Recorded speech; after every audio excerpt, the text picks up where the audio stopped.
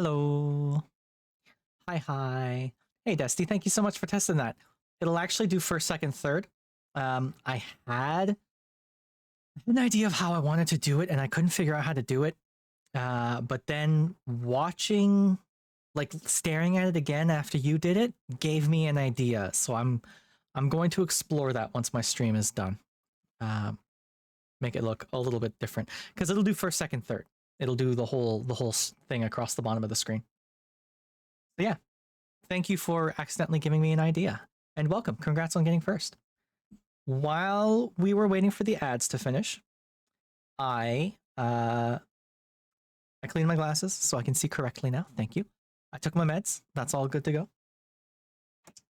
And yeah, here we sit. Here we wait. We're playing some Arma today. And I wonder if some of my newer viewers are going to show up because I had a couple of viewers on Thursday who seemed very interested in coming to check me out. Check out my Arma shenanigans, my Arma nonsense. Some of you may have noticed that I'm the same person who was just hanging out in Spooky's chat. I say some of you, like we don't share 99% of the same viewers.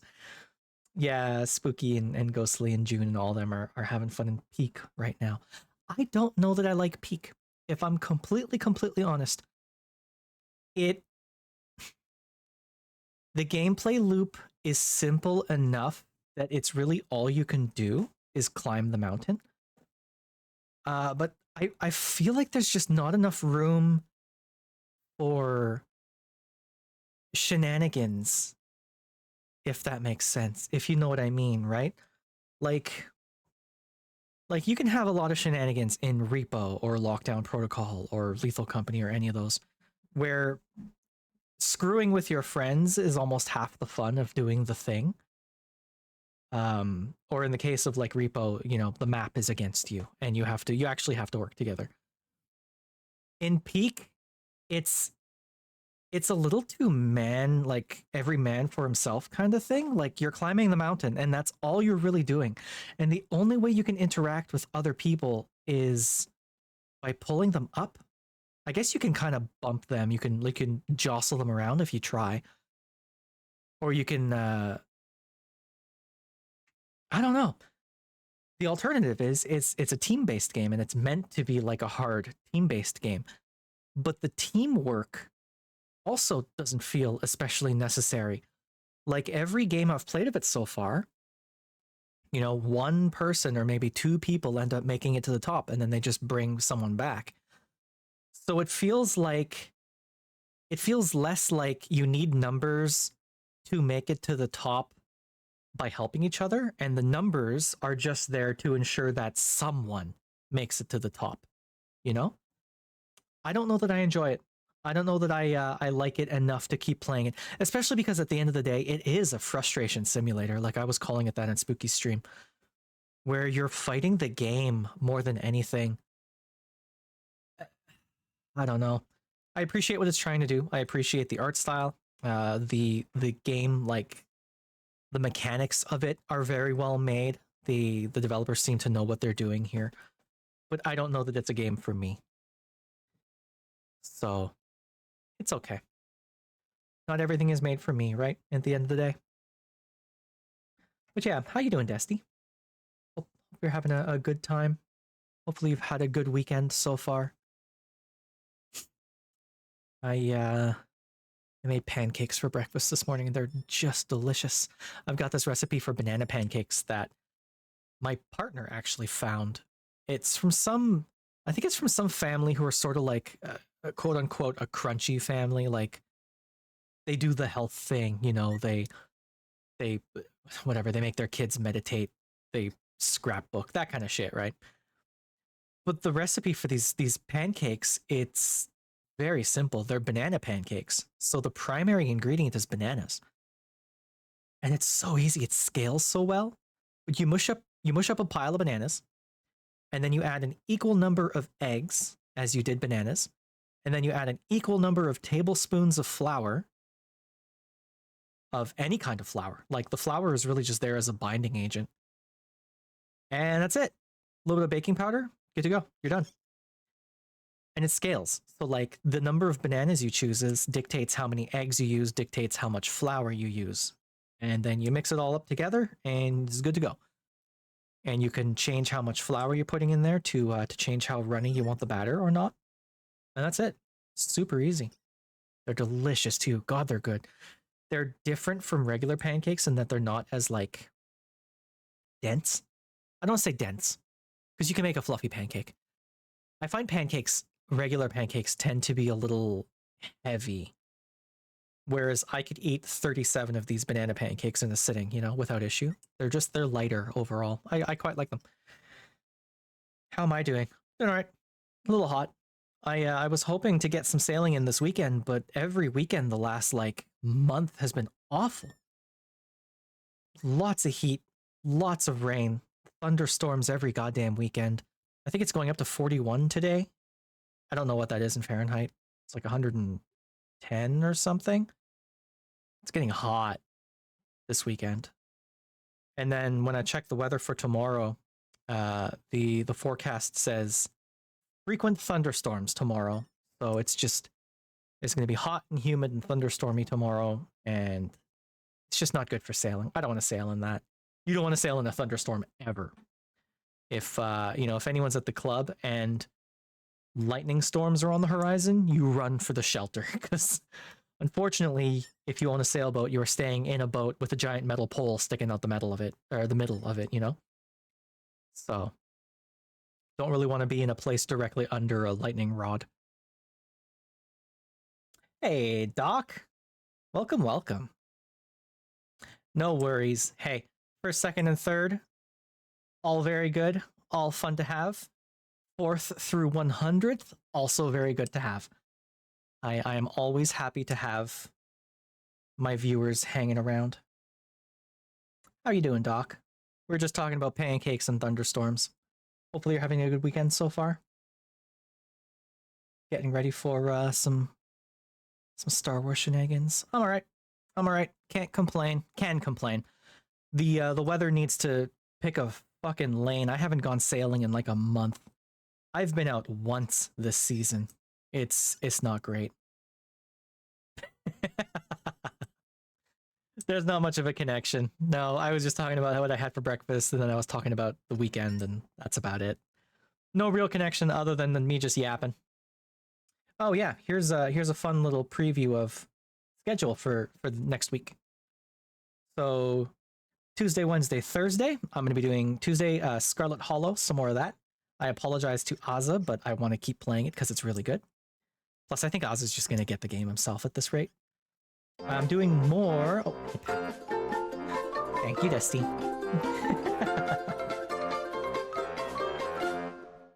Oh, you know what I forgot to do? I forgot to add a sound cue for the spraying redeem. I'll have to do that. I'll make a note of that. Yeah. I'm going to play more of the I Was a Teenage Exocolonist on Wednesday, because that's a good time. And then I think I'm going to go back to Observation on Thursday, unless I don't feel like it. And then we'll just play something different. Because I don't know that Oz is back this week. I think he's back at the end of the week. Maybe? I'm actually not sure. I'll have to check in with him. If we can get to our vintage story game on Thursday, that'd be swell. But if we can't, then I'll play something. It might be Observation, although I'm not 100% sure how great a stream game that is. Because it's sort of slow-ish going, and also, holy hot damn, do they really hammer the player with like flashing lights and stuff. And I know I can handle that, but I don't want to subject any of my viewers to that, because flashing light warnings, and I don't know who's photosensitive, and it's not a great time. So we might play more Observation, or I might just keep playing I Was a Teenage Exocolonist. Or, because I finally fixed my setup, I can play VR games again. Remember last time I streamed, I was talking about how annoying it is to have StreamerBot, like, it would make a call to VTube Studio, but if VTube Studio wasn't open, then the whole thing would fail. I fixed that.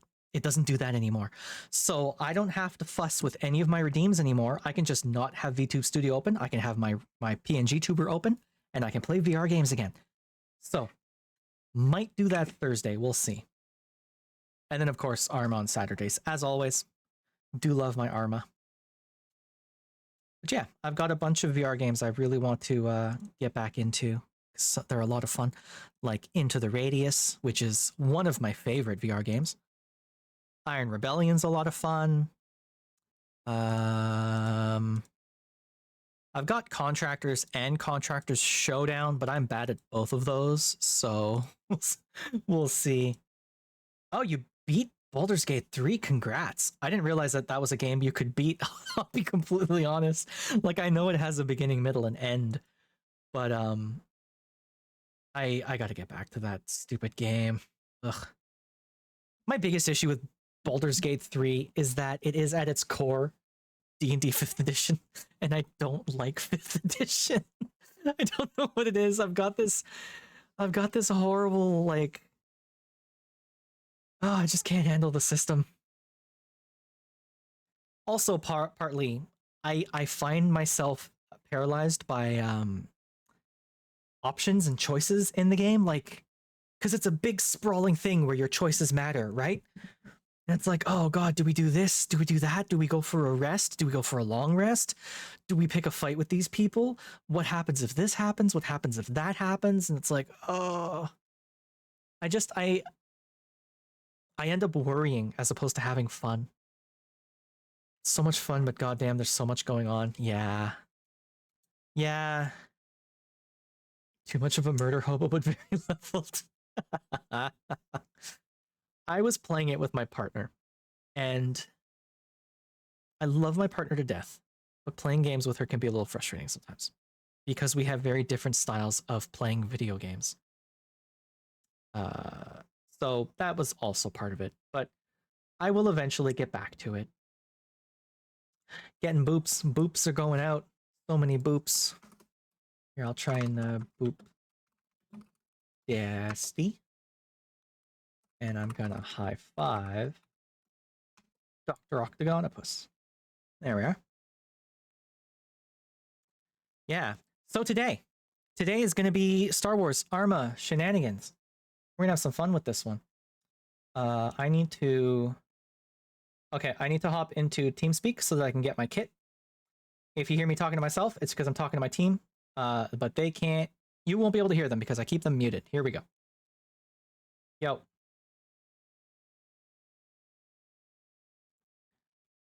Hello.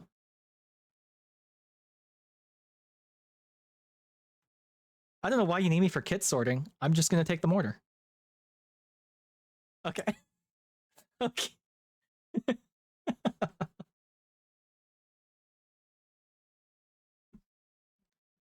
Oh, okay. Okay.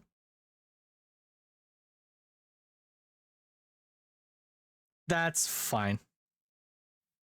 I'm not gonna put it in the middle of an open field. I'm not gonna put it on a rooftop.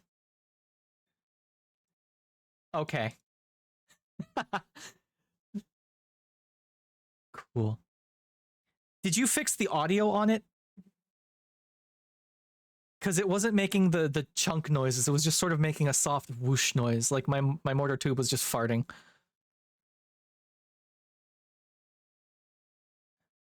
Okay, cool.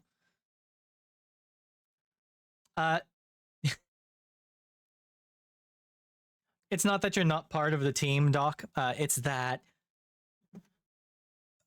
how do I put it? The banter can get a little spicy in TeamSpeak before the op goes live, before we actually load into the server. These are all good people. I stand by all of these people. You know, some of them are a little immature, and some stuff gets thrown around that I'm not a fan of. But like, in general, this is a very good unit. That being said, the banter can get a little spicy. So I keep that. Yeah, exactly. Anything taken out of context. It's easier to, like, as soon as we load in, I'll turn the TeamSpeak on so you can hear the team because it makes more sense. But that actually gives the context of the game happening around you, right? Whereas I've heard some wild shit in this TeamSpeak. It's, yeah. And like, I know these people. I know that none of it is being said maliciously ever. I need to say there's never anything actually bad, but there's stuff that can be taken out of context that, you know, yeah. They're all good people. I like all these people. But yeah. So yeah, it's just you and us for a little bit. Load-ins in like 9 minutes, so it's not too much longer. I usually yap for like a half hour and then we get into the game. But yes, I have, what the hell? Azalea Town? Oh, my playlist of Star Wars lo-fi has ended. Now it's playing Pokemon lo-fi. That's weird. Here, let's change the sound a bit. There we go. Yeah, no. I'm excited to play this. My last, I don't know how many of y'all have like ADHD or autism or both. I get hyper obsessions. They are 2-week hyper obsessions. I call them my kicks. My entire life has been like this. I'll get on a kick where I want one thing obsessively for like 2 weeks, and then after 2 weeks it starts to peter off, and then I get on to the next thing. It's taken a couple years of therapy to really sort of come to terms with the fact that I am like that, and I'm much better with it now. But my last kick ended prematurely, and whenever a kick ends prematurely, I just get depressed because I have nothing to hold on to, you know? Like there's nothing driving me. I need those things to drive me. Thankfully, a new kick has started. Unfortunately, that new kick is sort of my military game team-based gameplay kick, which the only thing I have ever found that can cover it is Arma 3 with this unit. Well, these guys only play a game for 3 hours once a week. So it's rough in the interim. Like I don't have anything to do with myself. So like I was trying Arma Reforger. I actually joined an Arma Reforger unit and I got into a game with them and it was not for me. That game is not simulationist enough, if that makes sense. Like it's too Call of Duty, I find. And then I've got like a bunch of VR games that I really want to play that are sort of team-based milsim type thing. But I don't have anyone to play them with. So the team-based part goes away, and that's like what I'm here for. So I'm very, very happy we're having a game today because I've been champing at the bit for this. Yeah, my kicks. Good old kicks.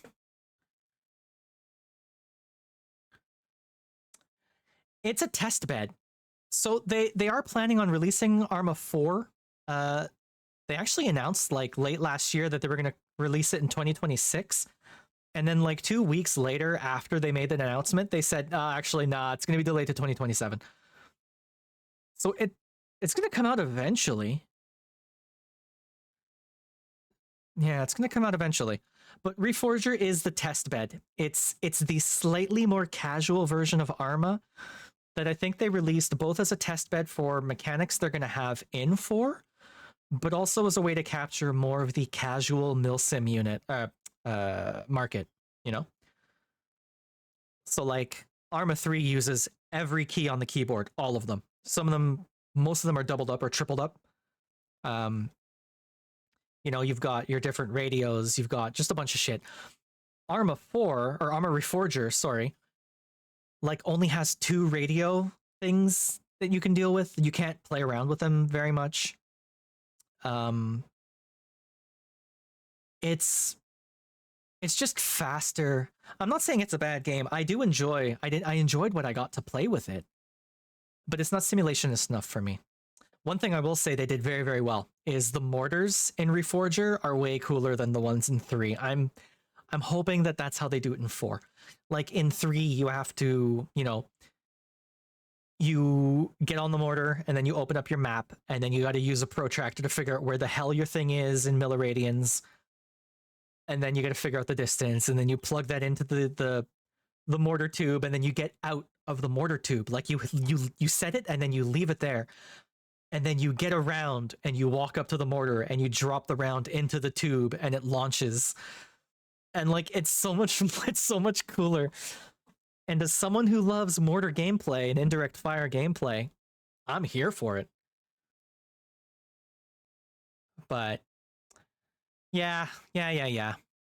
You can technically make the mortar gameplay in 3 a lot more technical. There's a mod for it that adds like a it adds like a little mini computer, and then you use that to dial in the thing. And then you can disable the artillery computer built into the mortar. But no one wants to deal with that in this unit. So I'm the only one. I'm the weird one. I got the radio and mortar autism, I guess. Who didn't know there's a waiting room? Oh no. 8-ball, where's he at? Oh.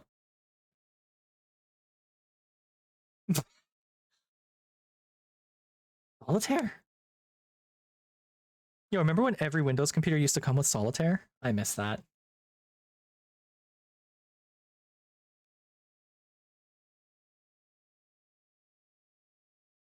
Oh no. Oh, don't. Space pinball.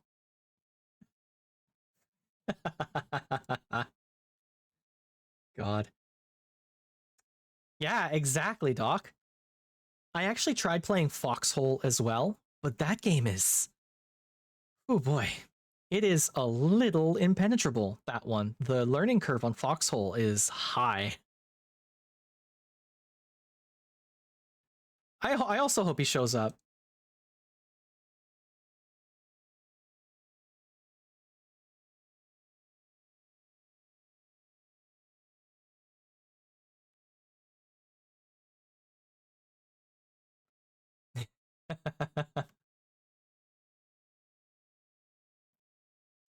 There he is. Grab him, grab him, grab him.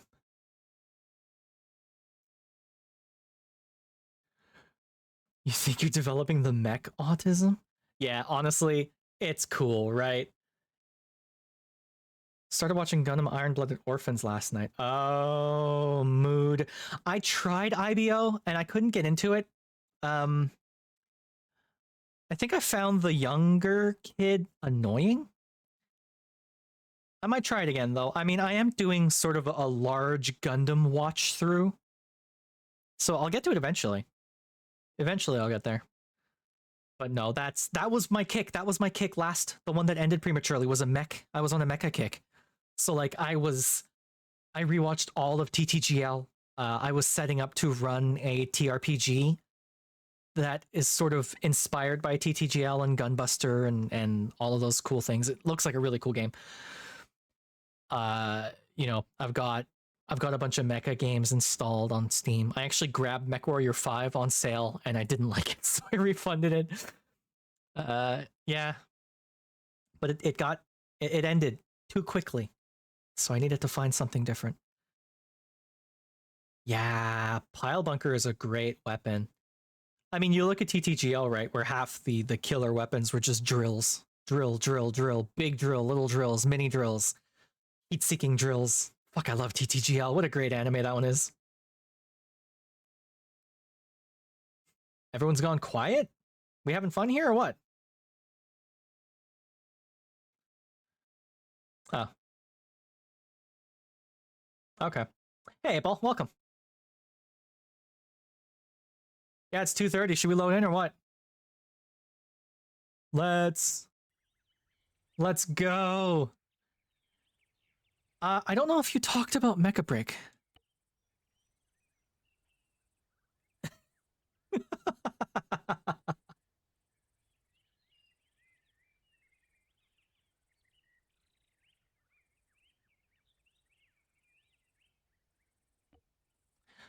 No. So, I am curious about Mecha Break, if not for 3 things that are stopping me. 1, I signed up for the alpha and I got a survey from them about the alpha, and the very first 3 questions they asked were, how do you like spending money in a game? What kind of microtransactions do you like? and how much money do you spend on average? And that really put me off the game like right away. Oh, connection failed. Okay. Uh, the second thing is it seems to me it's a PvP only like arena fighter, and I suck at PvP games. I kind of just avoid them. And the third thing is gonna get me canceled. Hiroyuki Sawano did the music for Mecha Break, and I cannot stand his music. I can't stand his music. He makes the same song over and over. Dude's made like 3 songs, and he just keeps re-releasing them. Hey, I got a connecting failed error. What's that about? Why not? Fucking 2:30, innit? I wasn't. I'm sorry.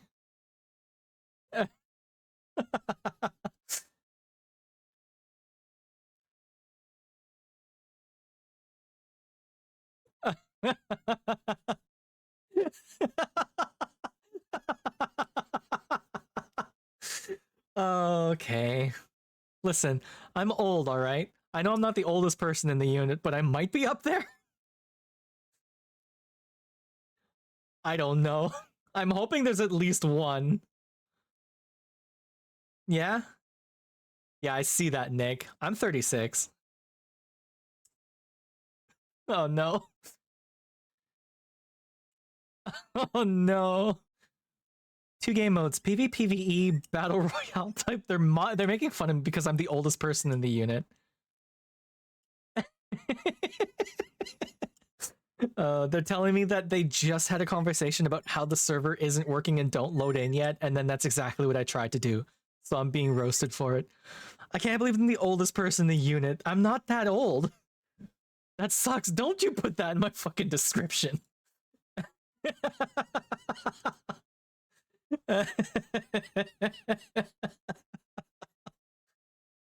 Oh, Jesus.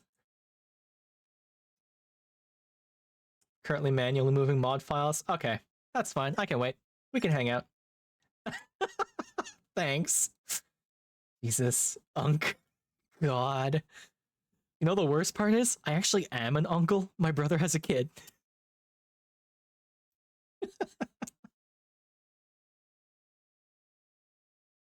That's the best way to do it, Nick. Yeah, hey, turns out I'm the oldest person in this unit. That sucks. That sucks to find out.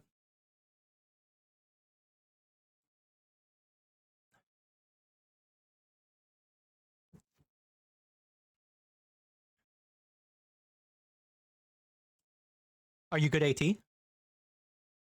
Okay.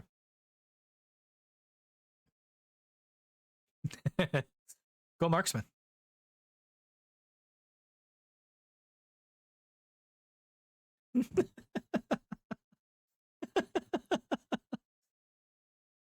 Ah, the banter, the banter.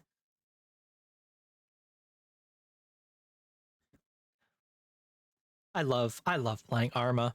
I know it's fairly different from most of the stuff I play on stream, but it's just so much fun. And I mean, drag me into a team real quick since you were told to, huh? Huh? I don't think you can, Nick. Do you have can you do that? Do you have permissions to do that? Oh god, I've been moved. Apparently. Hey, what's up?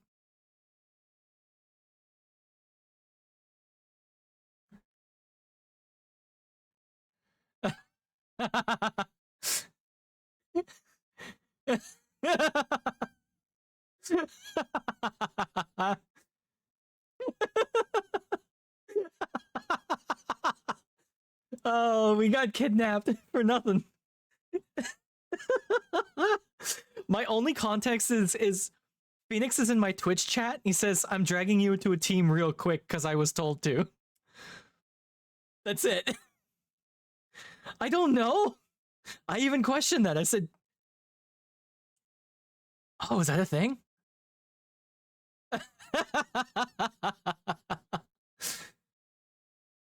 uh, oh, that's so funny.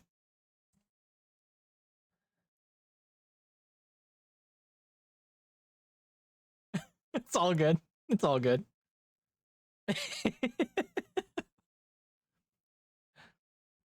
I will say, it is very funny that I've managed to recruit, like, I think I'm up to 3 people now I've recruited through my streams to join the 9th. So it's kind of cool. If you're interested, we're currently recruiting. Come check us out. If you like the idea of Arma, come check us out.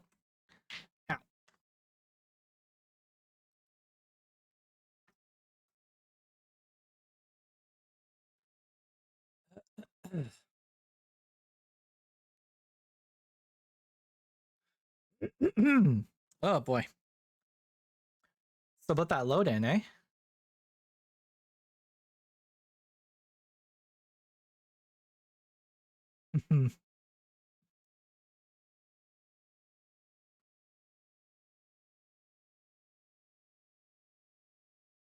Yeah. That's alright, I can wait. I'm patient.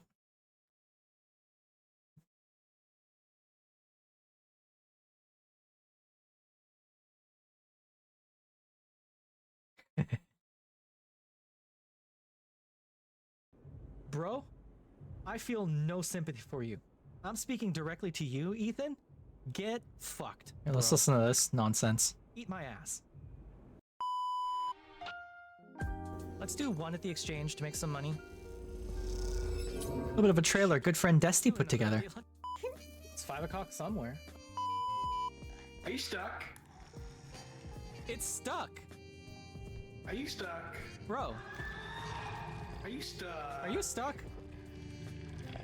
You're a big fucking loser is what you are. You're a big fucking loser. Oh no! Oh no!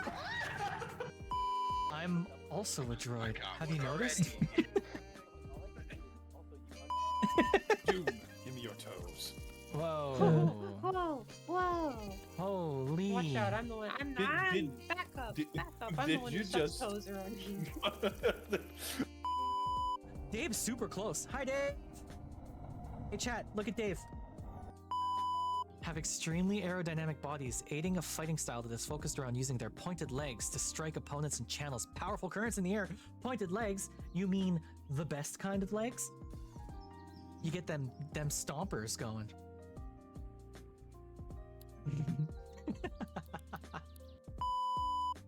No, what the fuck? Who did this, June? It does make me realize I swear a lot, don't I? I didn't.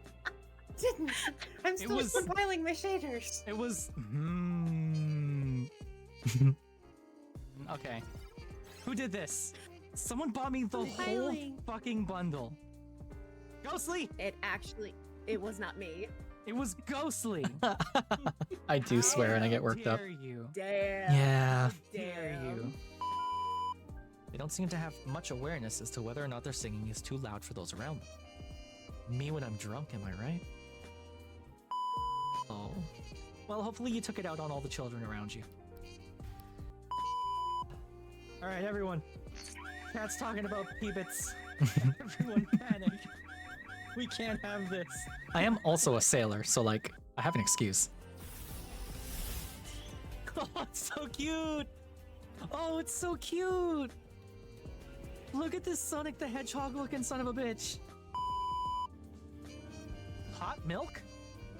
It occurs to me that all the clips you use are of my PNG tuber. Gonna have to get some new clips in there that are of my VTuber, you know? This is so fucking weird. You're all so fucking weird. Why am I friends with all of you? We love you too, Len. No, I didn't. I didn't. The ball's hardened. Oh god. I do love how big my head gets with my PNG tuber as opposed to my VTuber. I gotta figure that out. I gotta figure out how to make my head bigger. Consume the butthole. That's it.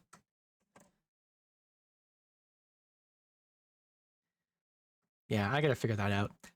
Supposedly there's a way using the move filter to tie the move plugin to tie a thing to a different thing in OBS. I don't know how to do it. I don't know how to do it. I've asked places and no one has an answer for me, and it drives me crazy. But I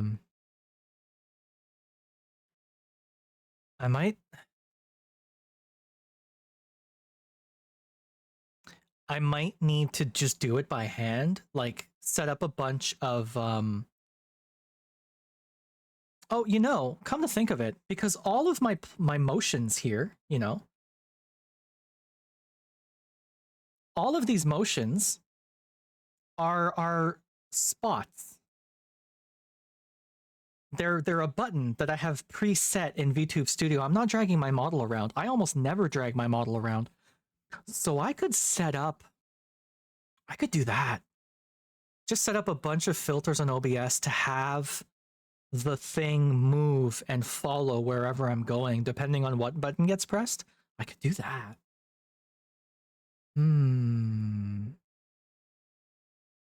Maybe I'll do that this afternoon. Get my head nice and big. Yeah. It'll be okay, though.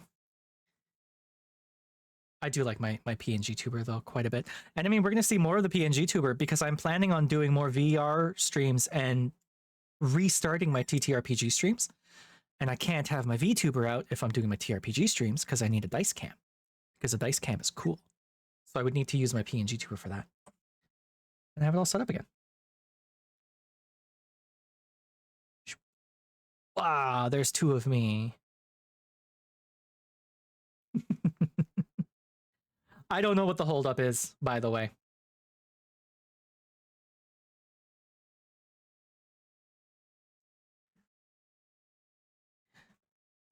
Man, they gotta work on making sure the server works before 5 minutes before we start, eh? Ah, well.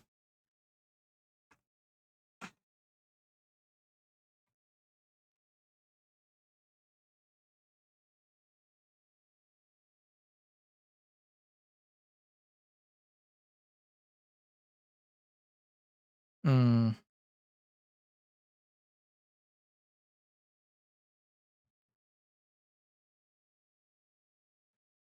Get my music going again.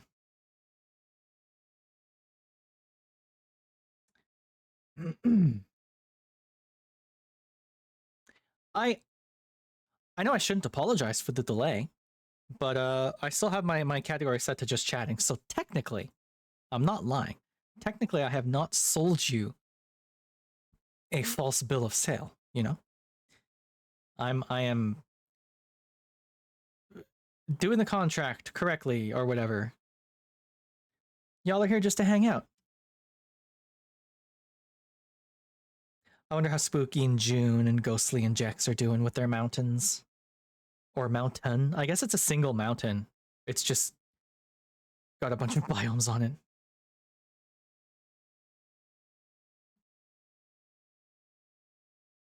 I should check in on them. I should go shoot Spooky. Oh, why are you not working?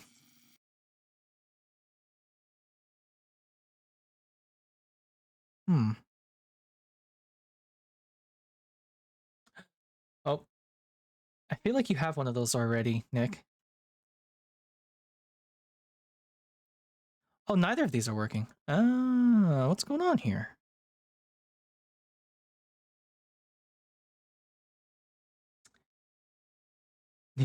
Yeah, no, checking your inventory would might flood the channel.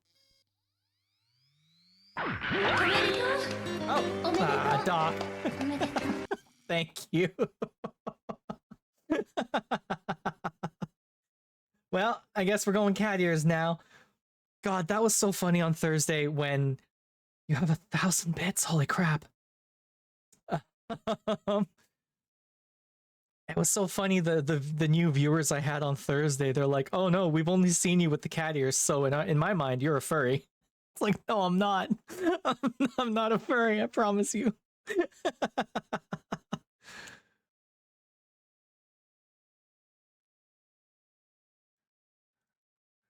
I need to restart my Stream Deck. Oop.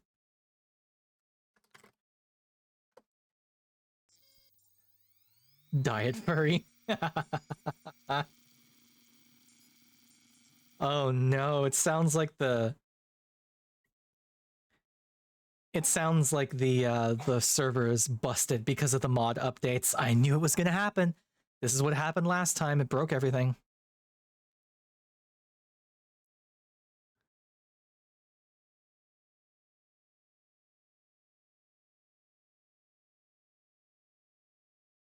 Oop. There we go. That's been fixed.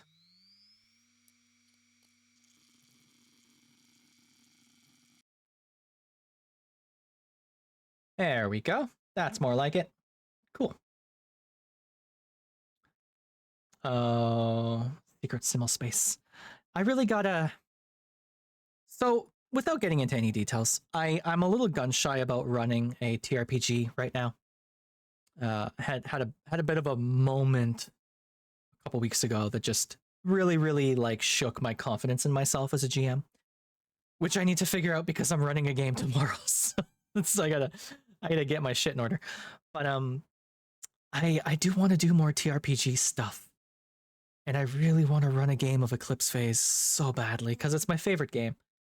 And it'd be really cool to play it. Just gotta get there. Just gotta do the thing, you know? So let's suck it up. It's okay. Do you reckon this is gonna eat into the time for the op? Like, are we only gonna have 2 hours now for the op?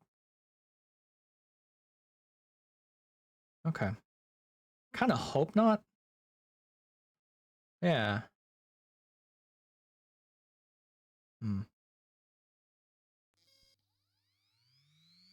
Go, Nick, go. Hack that user access. I wonder if I should, Yeah, I saw that, Nick. I feel like I should work on this minigame some more and add some new stuff to it. I wonder if it's a little, stale now, you know? Maybe it's not, but... Song goes pretty hard, actually. I'm kind of digging this one. To all my VOD viewers, I'm sorry, you can't hear the song. I don't have music playing in my VODs, but...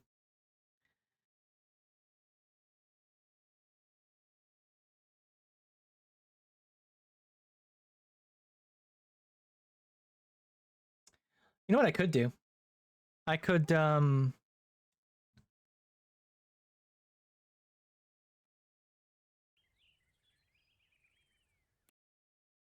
load into the arsenal and give myself... play around with my thing.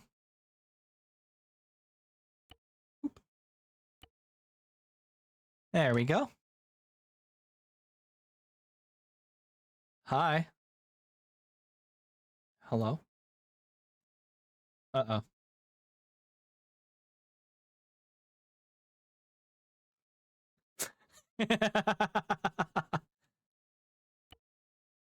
No. Come on.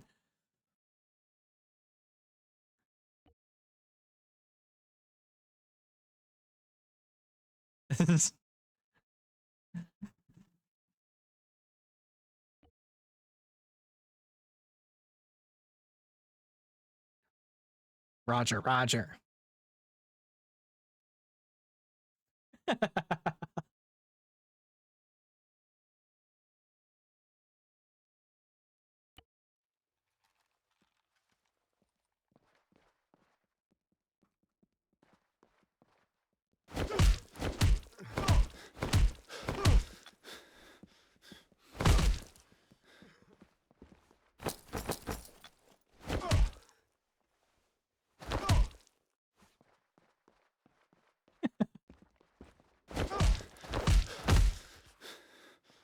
All right.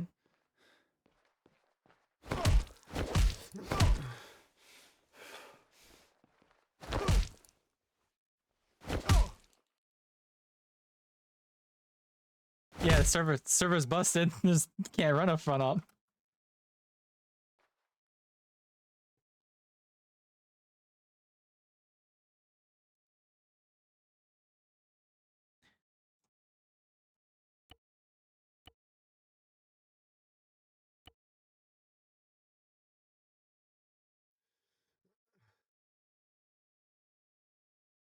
Damn, we're being given some bad news.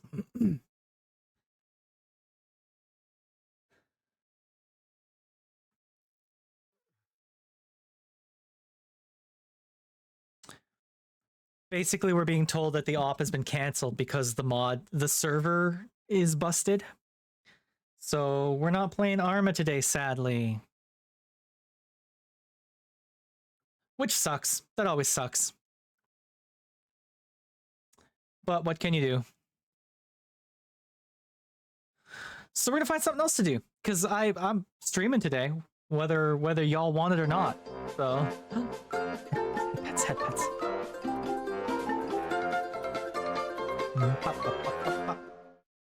So tasty. Well, let's find something else to play, yeah?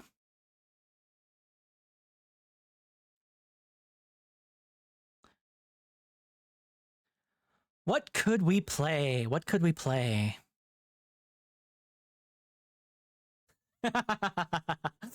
You know,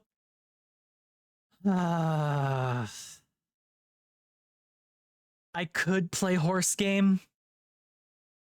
I could play. I don't want to play horse game. I'm not in the mood right now. Sorry.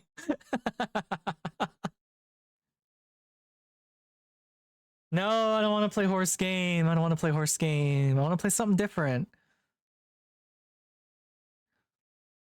Should I just keep playing I Was a Teenage Exocolonist? Because it's really good. You want to play horse game? I'll play horse game. I just don't know how much fun it'll be. You know? Yeah, alright. Let's play horse game. Whatever.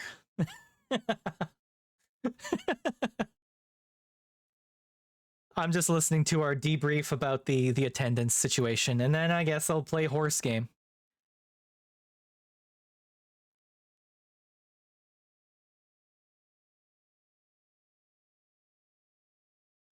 No, Dusty, it's okay. Because I don't know what else I would play, and I'm only going to go for another couple hours anyway, so...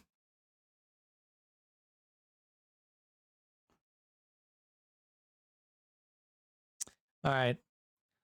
Once this debrief is done, we can play.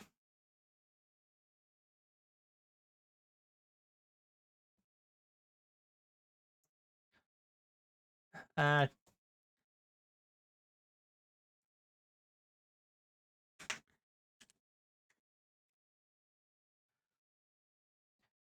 saying that there might be a fun op later, so we'll see. Alright.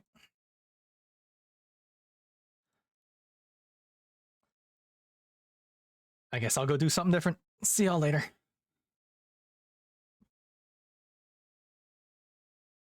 Boop. Okay. So, not doing that today.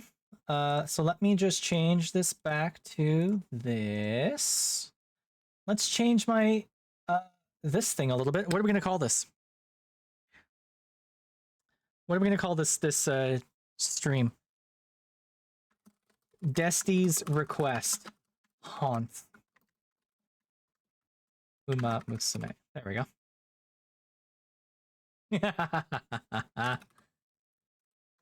That's not how you spell that. Uma Musume. There we go. Done. Okay. Give me the pop-up. Please and thank you. Len is racing them haunts girls. What? Desty, you make me play, you make me change my game and then you run away. What is this?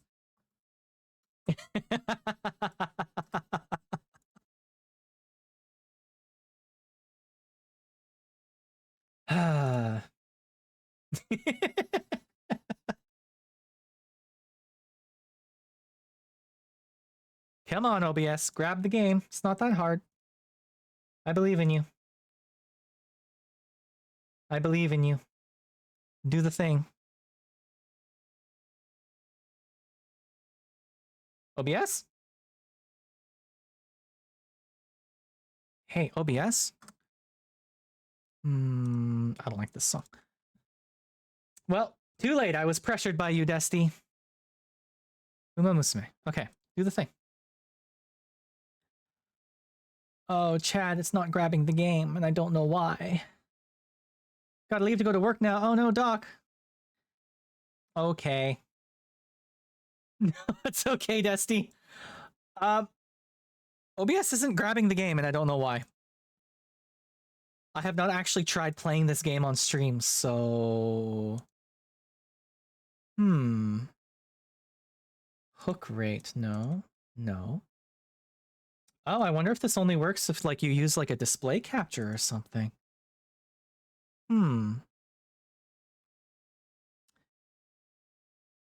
Okay, well, we're not playing horse game because I can't get it to work in OBS. I'll have to fight with that later. I guess we'll just play Teenage Exocolonist some more because it's a good one. I like this one.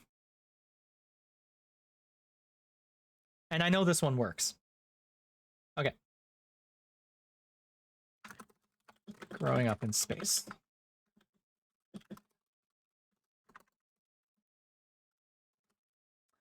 Okay. Changing. Teenage Exocolonist. Ah. Okay. We'll figure it out together, chat. Don't you worry. Just in time for ads to start.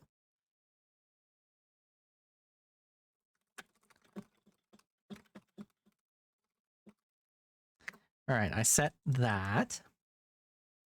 I will set this. Nope, that's the wrong one. There we go. That one works. Game. Okay.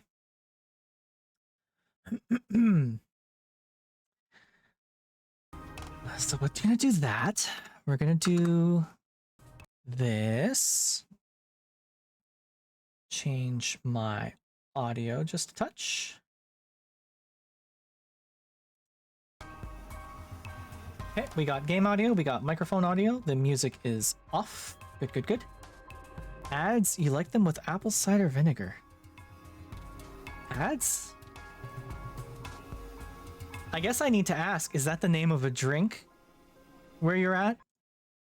Or something? What is that? Tell me. Yeah, see, there's the ads starting in like 3 minutes. So we're just gonna let those run before we start anything. It's Jeff's favorite. Oh, I see what you mean. Yeah, good old Jeffy boy. Jeff needs his cut, no matter what we do, eh? $200 billion isn't enough. He needs more. Hey, Sekka. Oh, that sucks, though. It sucks. I was really hoping to play Arma. I mean, I was even talking about how badly I wanted to play Arma, so it sucks that I missed out on it. But what can you do, I suppose? It's okay. So we're gonna play some of this once the ads are done. I guess we'll just keep yapping for a little bit. Hey, Sekka, what you up to? How you been doing? I seem to have lost my other viewers. Dr. Octagonopus has gone to work. Dusty has stepped away to get some food. You also just finished eating? Okay. What'd you have? Let me know what you ate. I'm curious. I'm a little hungry myself, actually. Getting a bit peckish.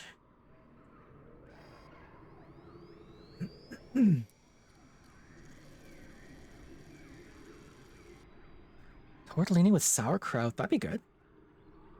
I'd have that. My partner and I have been planning another trip to Japan. I had actually built up this whole plan to go for the winter, around January or so, because I really wanted to check out Japan in the winter.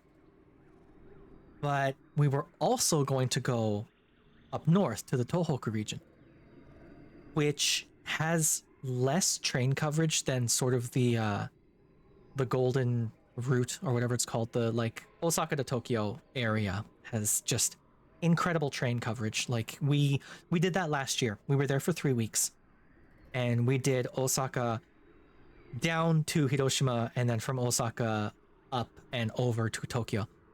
We didn't touch a car once the whole time we were there. It was all trains. It was fantastic. But Tohoku, so like Aomori and Akita and Sendai and all these places, don't have quite as much train coverage. There's a lot of things you can visit up north where you are expected to be able to drive there. Hey, Quasar, welcome. Yeah. Yeah, I wish, Seka.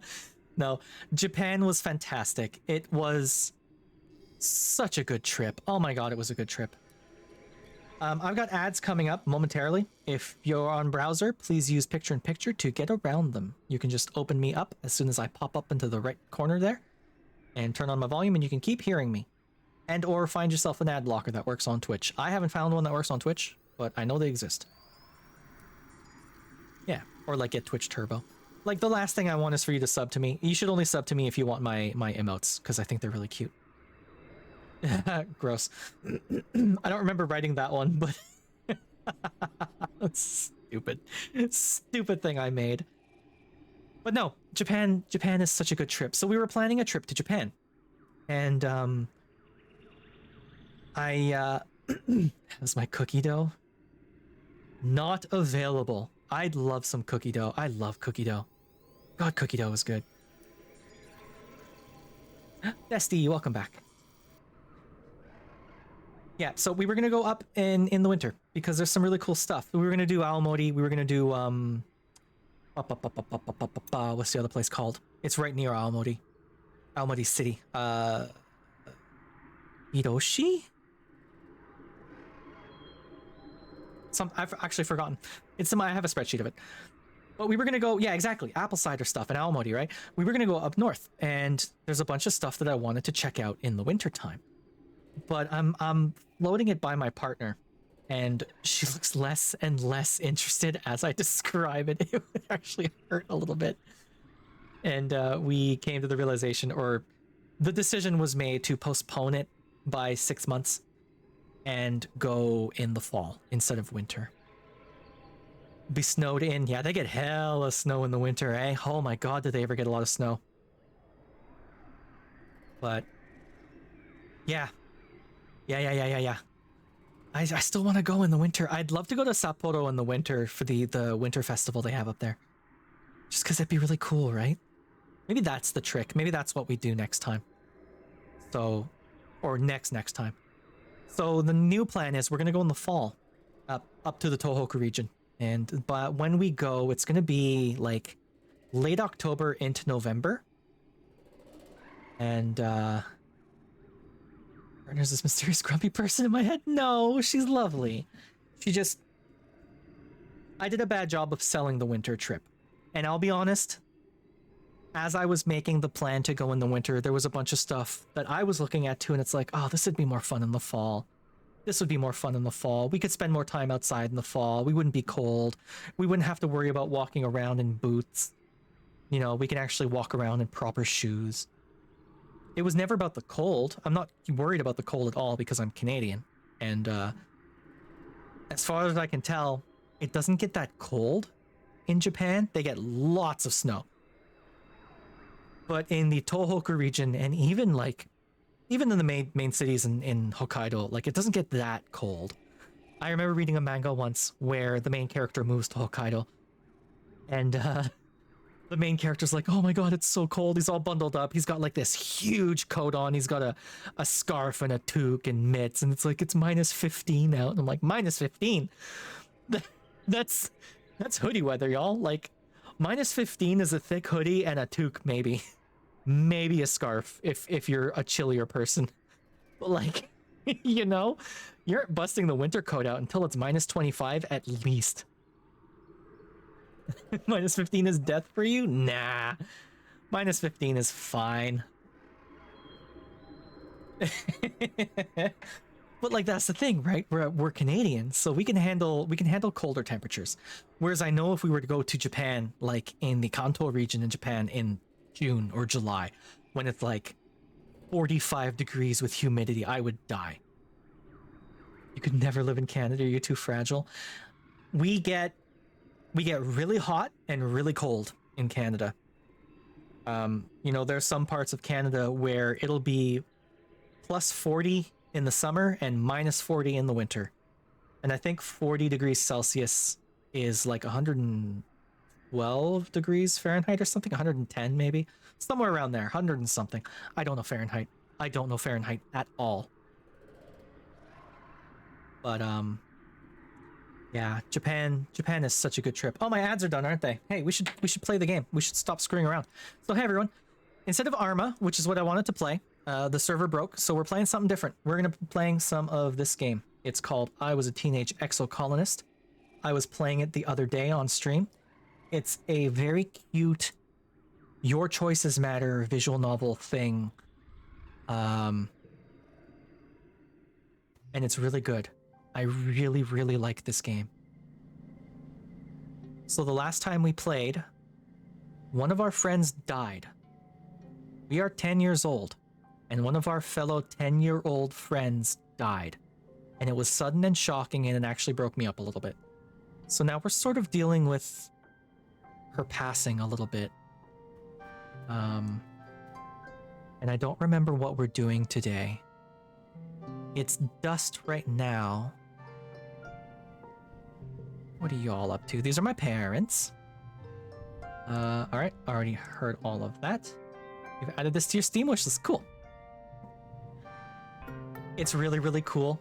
I know for a fact it's going to be on one of those shitty incel lists. You know, the woke game lists or whatever, because look at this. You can change how you appear. You can change your pronouns to like, look at this. You can change your pronouns at any point, including customizable ones. And this is text entry. You can put whatever you want in here, and the game will use it for you. It's wild. Look at them all. I was geeking out about this last time when I played this on Thursday because it's crazy. It's so cool. And yeah, it's like yeah. And it's like a memory game. It's a card game. So all of these memories are your cards that you play and the little actions that you do. So it's really cool. Can't help with him. Yes, so last time we played this, my chat decided that my name was going to be Lon the Stepinator. I can rename myself at any point, but we're keeping this. We've decided it's sort of like a Sonic the Hedgehog situation. First name Lon, middle name the, last name Stepinator. So, yeah.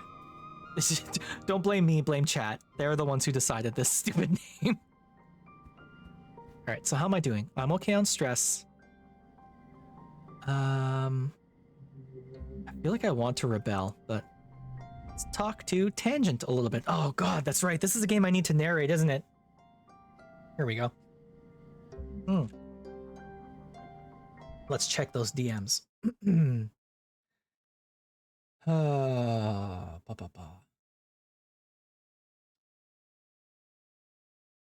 Oh, maybe. Yeah, Seka, that might be nice. I'll give it a look for sure. I mean, there was some stuff we managed to do because my partner lived in Japan for a year. So she knew some stuff hidden around Osaka that like was off the tourist path. And I speak a little Japanese. So we were able to experience things that I think we otherwise would have missed because I was able to communicate somewhat with the locals. You know, there were a couple restaurants we went to where they clearly didn't speak a lick of English. Like, we walked into a sushi restaurant at one point and they looked scared when they saw us. And then I started speaking Japanese and they're like, oh, okay. And we had the best sushi there. It was so good. Yeah, definitely. Getting off the beaten path is definitely where it's at. There's a little sweets shop in Kyoto that we went to that was just phenomenal. Oh my god, it was good. And no tourists, like none at all. It was really, really cool. Okay, I need to narrate this whole ding-dang game, so y'all get to listen to my stupid voice some more. Here we go. Tangent looks up at the sky and shades her eyes. It's too bright, she complains, and it's too hot. And the nights are cold. Living on the stratospheric meant we never had to experience discomfort. Remind me, why aren't we putting our resources into repairing the ship? I can't do anything for you? Oh, Tangent, you're too smart for me. These are my stats. My creativity's through the roof. Do I want to be more tough? Or do I want to be more... Where's my bravery? Bravery is 5. Toughness is 12. What are you up to, Anemone? Got something for you? I don't have anything for you, though. Sorry. And this needs a toughness of 20 or more, so that's no good. Oop. So we need to pick what we're doing for the month. +2 bravery, +1 toughness, +1 friendship with Anemone, and +10 stress.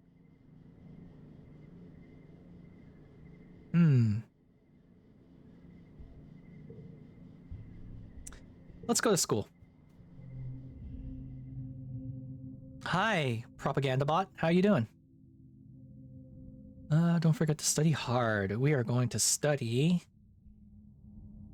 humanities. Let's keep pumping up our, We should probably start studying biology a little bit, shouldn't we? Biology and reason? That might be good to have. I actually don't know what, like, the meta is in this game, if you should be focusing on a single thing, or... I don't think it matters. Let's just play.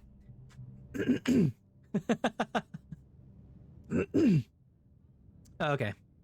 Good afternoon, my burgeoning biologists and upcoming chemists. Professor Hal welcomes you back to your old classroom. This afternoon we'll learn what I like to call the wet sciences. Ew. He gestures to his holo-projected lesson plan. Biology, chemistry, medicine, ecology, and geology. You'll learn a little bit of everything with opportunities for further study in your favorite field. If you're looking for something a little drier, try registering for engineering classes. Yokoso. Alright. Not a bad spread of cards. Whoop, whoop. Hey, we did it. See, my only question is, when it's glowing gold, does that mean I'm getting the best possible reward here? Instantly makes you not want to choose engineering. Everything breaks. Well, I mean, because I didn't know any engineering, my friend died. So we can get 17. Or we can get, I don't think this matters. Oh, that's definitely no good. Yeah, 16's no good. I think 17's the best we can get. So let's go with that. +1 kudos. Okay. It is now mid-dust. Or it is now late dust, sorry. I wonder why this one... Because these have 1, 2, 3, 1, 2, 3, 1, 2, 3, 1, 2, 3, and then bop, bop. The winter. I bet you. The next season's going to be the wet season, and then this is going to be like winter or something. You started Children of Ruin. It's a bit slow start. Yeah, I think that was my main issue, was that it was a bit slow to start. And... yeah, I don't know. I think part of my problem is I came immediately off of Children of Time, and Portia and the others are just... were so much more charismatic to read about. And despite the fact that cephalopods are my IRL favorite animal, I found them to be a little dry. You know what I mean? Like, it definitely gets going. It really gets going. But I found the squids to be a touch dry. Study hard to become a doctor, or else people might die around you. No pressure. Hey, listen. You get results, right? Sometimes. What are you up to? Have you gone outside the colony yet? Tang asks you. I hear all sorts of terrible things. Regardless, we're not allowed to stray from the gates unless we're on expedition. Not that it stops my brother, she says. So. Oh. Okay, so if they have the ... they have something new to say. So then I trapped it in my room, Anemone says, telling you all about the bug she saw in her quarters. Its wings were as big as my hand and it had feelers like, whoa, it was bouncing all over the place like boing, boing, boing. She gestures excitedly, swinging her arms over her head. The bugs here are so big and they're everywhere. Whoa. I was gonna give it to Tang, she says. She loves gross bug stuff, but she said I should just let it go because if it stung me, I might get weird mutant powers. I mean, other than the one I already have. And I wanted to see if I got more weird mutant powers, so I started jumping around off higher and higher things until I was jumping off the back of the ship. And I got in so much trouble, but it wasn't even that high. Anemone. She stops in her tracks. Hold on, she says, stooping to rub irritably at her knees for probably the 100th time in the past 5 minutes. Uh-oh. Ah, I'm gonna die. I busted up my knees and it's so itchy when my scales grow in. Your scales? Annie, don't pick at it. Chief Steward Antecedent's voice rings out across the garrison yard, pleasant but firm. It instantly transports you back to being in the ship Kresh, tugging on her skirts and calling her Auntie. Anemone jumps and stands up straight, her hands flying to her sides. Quasar, did you say same to your favorite animal being cephalopods? Because if so, which one? Which one? Because I have a very specific favorite. But Mom, Anemone whines, digging her fingers into her knees as Antecedent approaches you both. It's so scratch-tastically itchy. I know, lovely, Antecedent soothes her, patting down her riotous red hair. But the more you pick at it, the thicker your scales are going to grow in. Anemone tucks her hands under her armpits to keep from scratching. What if I want to have cool scales? She pouts. Antecedent smiles indulgently. At the rate you're going, I'm sure you'll be covered in them before you know it. No need to rush. Anemone's skin is dotted with patches of protective blue-green scales that grow in wherever she gets a cut or scrape. She rubs the patch on her jaw indignantly, the one she got when she ran headfirst into the food synthesizer back on the ship. Eh? Sega? You don't have a specific fave? Oh, okay. My favorite are cuttlefish, because I think they're cuties. Just little babies with their little spindly faces. I think they're adorable. I love cuttlefish. Antecedent opens her satchel and pulls out a bundle of clothes.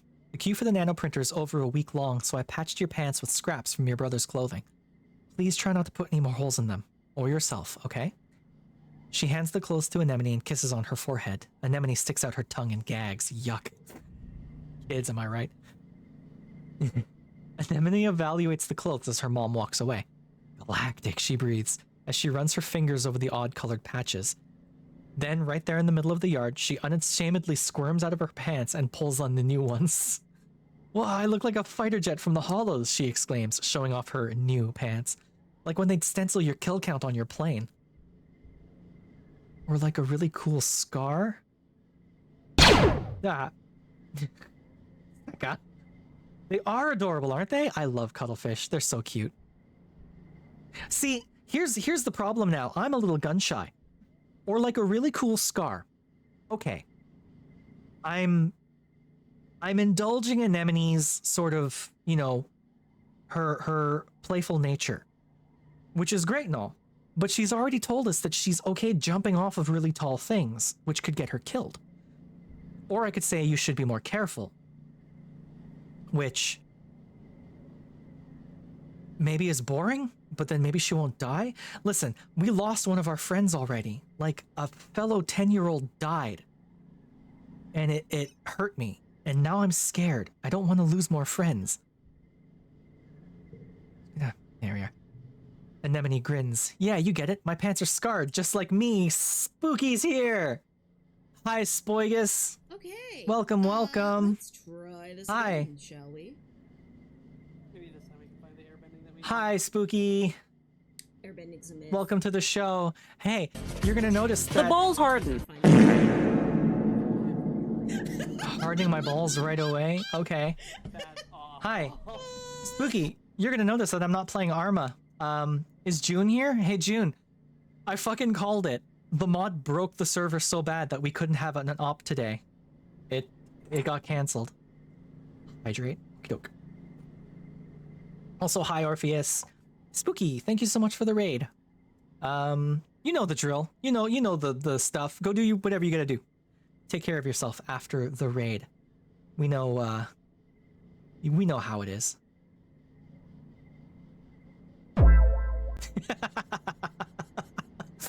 I love the random timer I put on that redeem because it means it's a surprise to me too.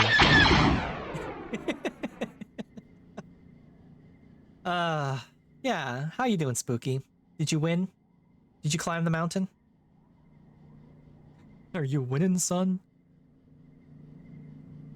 Hopefully you had a good time. If, no, you didn't? Okay. Well, that's okay, I guess. Game couldn't handle their chaos. That sounds like a mood. Yeah. I was talking earlier about how I have a hard time with Peak because I find it's a little I find it too frustrating. You know? Are you kissing already or what? Huh? What? Sekka. Sekka. But no. Thank you so much for the raid, Spooky. It's always appreciated. Yeah, go take care of yourself. Happens when you try to upload your body to an old game. Dummy Thick broke the game. Oh no. The steppies are happening. Step.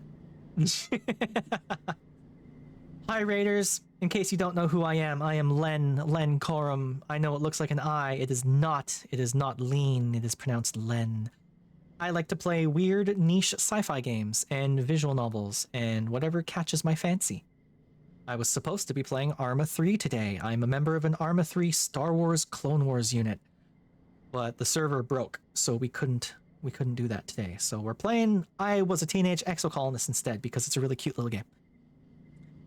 If you like things like TRPGs, if you like cool speculative science fiction or transhuman sci-fi, hang around. I like that stuff too, and we indulge in it occasionally. I also like VR games sometimes. I gotta get back to playing VR games. I gotta do that. So yeah, welcome. Island. If I ran on iOS, oh no, I'm not compatible with anything. I have a different CPU architecture than everything on the market. I refuse to play nicely with USB standards.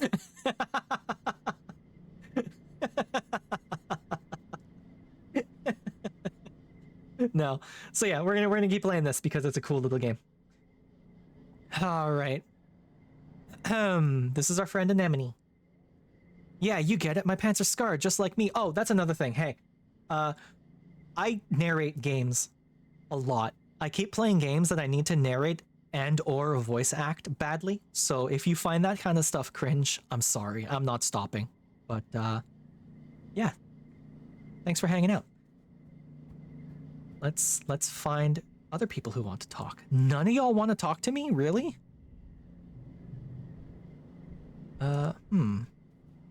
Mom, Dad, you got anything to tell me? Spooky! Did you watch me playing this on Thursday? I think you did, right? I think you saw me playing this one on Thursday. You should grab this one. It's really, really cute. I think you might like this one, actually. How's our stress doing? 50%. That's not so bad. And you know what? Let's keep working on our biology and stuff. So we're going to study more life sciences. Ow. Don't worry, you want to talk to me? Well, that's nice. Brain wants you to wander. Hope you have fun. Okie doke. No worries, Kapok. Thanks for hanging out. We appreciate the lurk here. So we're going to study our life sciences for the month of late dust. You ask a question in class and are embarrassed when everybody laughs. You guess it wasn't something you're blah, blah, blah. You guess it was something you were supposed to know? You thought Professor Hal said there were no dumb questions. Get to work. We begin. This is an okay spread of cards, actually. I will take that. Uh, Bing. Thank you very much. Win. You worked well this month. No kudos for this one? Lame. I wanted my kudos though. Oh well, that's okay. Next month. It is now early wet. It's the wet season, everyone. Hooray. Tangent. This is Tangent, our friend. Should I explain what this game's about, since this is like the second time I play this? So this is a game called I Was a Teenage Exocolonist. It is a game about being a child who was a member of an exocolony expedition. So you've boarded this plane, this airplane. You've boarded this Boeing 747 and you've launched yourself into space. And there was a wormhole around Saturn? The wormhole's somewhere in the solar system. And you go through the wormhole and you end up on a different planet. And then you build this colony. And there's a lot of really cool shit in this game. And actually, I will show the cool shit in this game momentarily because it's really frigging cool. But for now, we're going to keep playing this. The whole premise is you're a child, you're growing up, and you basically gotta live your life as a teenage exocolonist. And I think they've sort of written in this idea of, you know, what has happened once will happen again. You know, time is cyclical. That time is cyclical. Type of.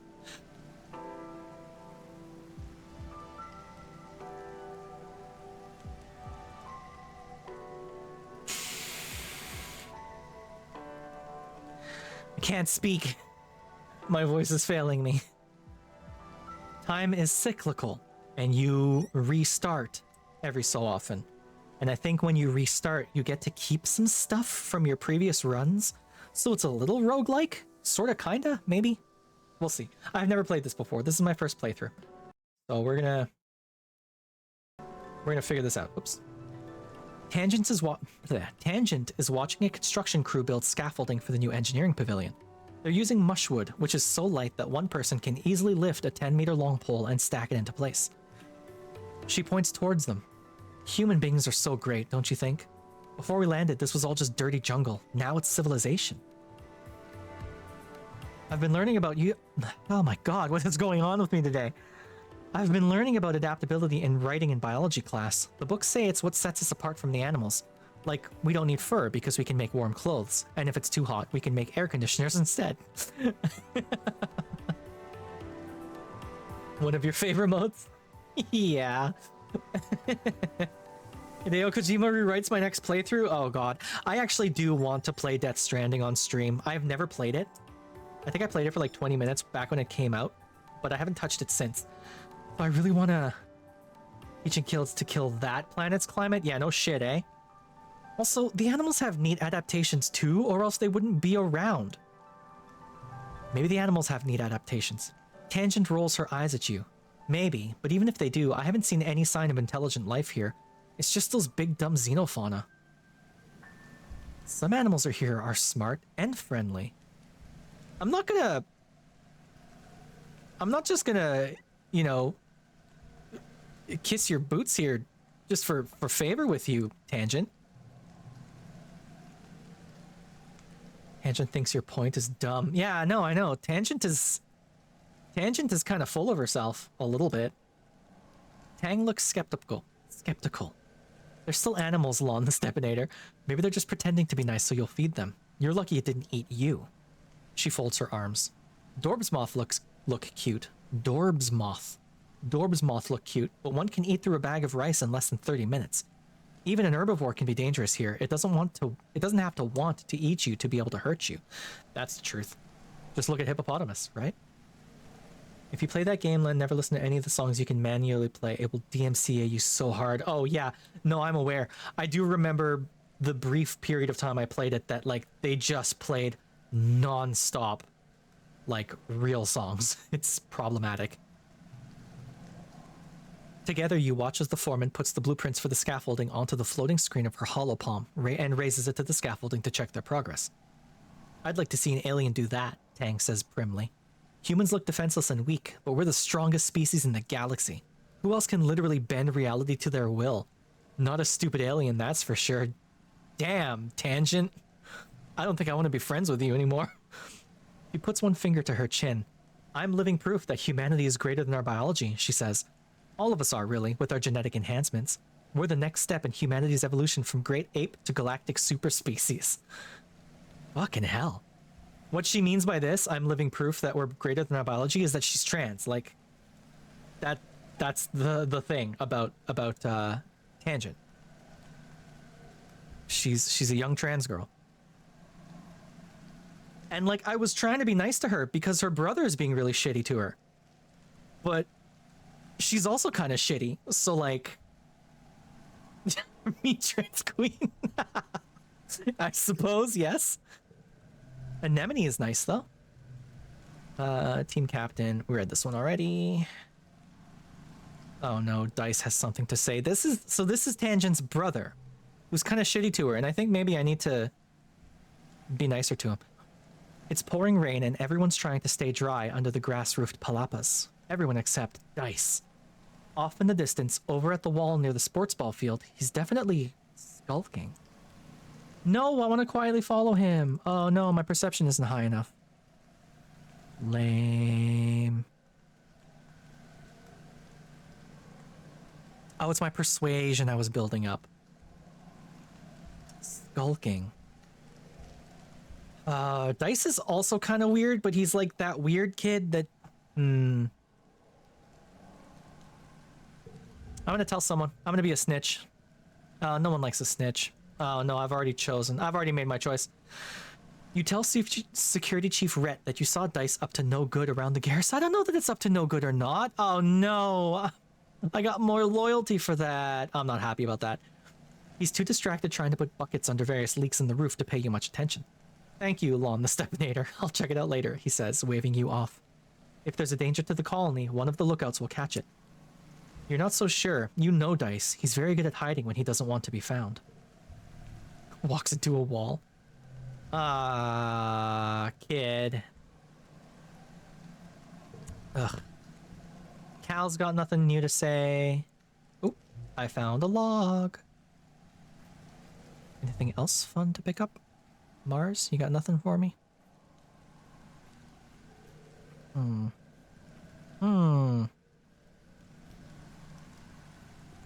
Maybe she thinks you just act nice and only want to hurt her. Would not be surprised by that if her brother treats her like shit. I mean, could be. Could be, definitely.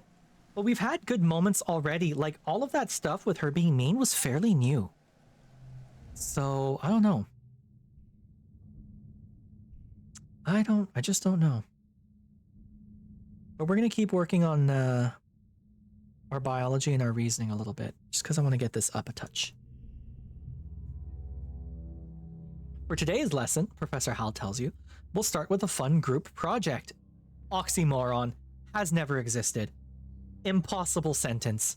Doesn't exist. Fun group project. Bullshit. I'd like to see you try, Professor Hal. You'll be studying the mush tree, a prominent natural resource native to Vertumna. In the ideal conditions, it can grow at a speed of over 1 meter a day and have a diameter of up to 30 centimeters. 1 meter per day? Fucking hell. That's a lot of tree. Your team will experiment to find those ideal conditions. Sure. You're teamed up with Tang and Cal and are given a mush tree spore and a bucket to grow it in. The rest is up to you. Tang looks up surveyor's notes on the holonet. Mush trees, she reads, are most abundant south of the colony in the stormy, moist regions of the subaqueous swamp. What if we use water instead of soil, Cal suggests, like they do with hydroponics? Tang nods. If they like wet weather, that might work. Lon the Stepinator, do you have any suggestions? Subaqueous swamp. Sing to it daily, run an electric current, all of the above. That's cute. It's to the south, which means it's at a lower latitude, right? So maybe it would like more sunlight. I don't know that the singing to it will do much. Electric current, maybe. Lower the water's pH. Maybe. All of the above. Why not try everything? You fill the bucket with water and spark snow crystals and attach a small battery to run a weak current through it. You push it over to a spot under a grow light and plop your spore inside it. I lost kudos for that? Wait, you can take my kudos away? You bitch. Oh no.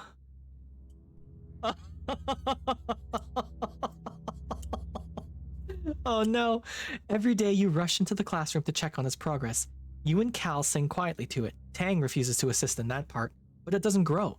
By the end of the week, your bucket is the only one with no plant at all. You don't know what you did wrong, maybe everything. Professor Hal is disappointed. Your experiment wasn't very scientific. If something had worked, how would you know what it was? You don't even get half marks for effort. Woof. Hey, that sucks. That sucks, y'all. So I can get a 13, or, hey, video game. I do that. I can get a 14 if I do that. That's a little better. Yeah, 13. Can I get a kudos back? Nope, no kudos back. Oh man, I was doing so well. Kudos is like the currency in this game. Eventually they're going to open a store and you'll be able to buy stuff with kudos, but I'm clearly flat broke. Well. Oh, you're having a terrifying, familiar dream. A monster crashing through the walls, unfathomably large, every part of it wriggling and moving and searching for something. It tramples through the colony as you watch helplessly. Time shifts to the wreckage of your home. You're picking through it looking for something. Tears streaking down your dust-covered face as you lift heavy pieces of debris, searching. You wake up shouting no, but your voice is drowned out by a deafening rumble from the skies outside. The bedroom window is covered in water? It's pouring down from the clouds. You guess this must be rain, but you've never experienced it before. There's a bright flash from outside, then another crack and a rumble. Thunder, it must be a thunderstorm. These kids were all born on the spaceship, so they've never experienced fresh air, or like real sunlight, or rain, or snow. So, it's still the early hours of the morning. You've already almost forgotten your bad dream, but you're too unsettled to go back to sleep yet. The rain beats down on the roof of your quarters, joined now and then with great peals of thunder like the footsteps of an angry beast. Hey, Cypher, welcome! Hey, Cypher, you're gonna notice that we're not playing Arma today, like I promised on Thursday. The op got cancelled.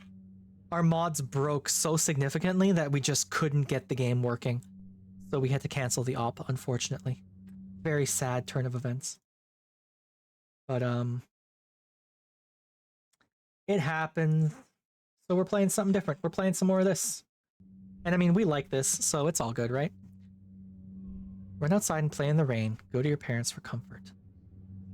Len, love thunderstorms. So.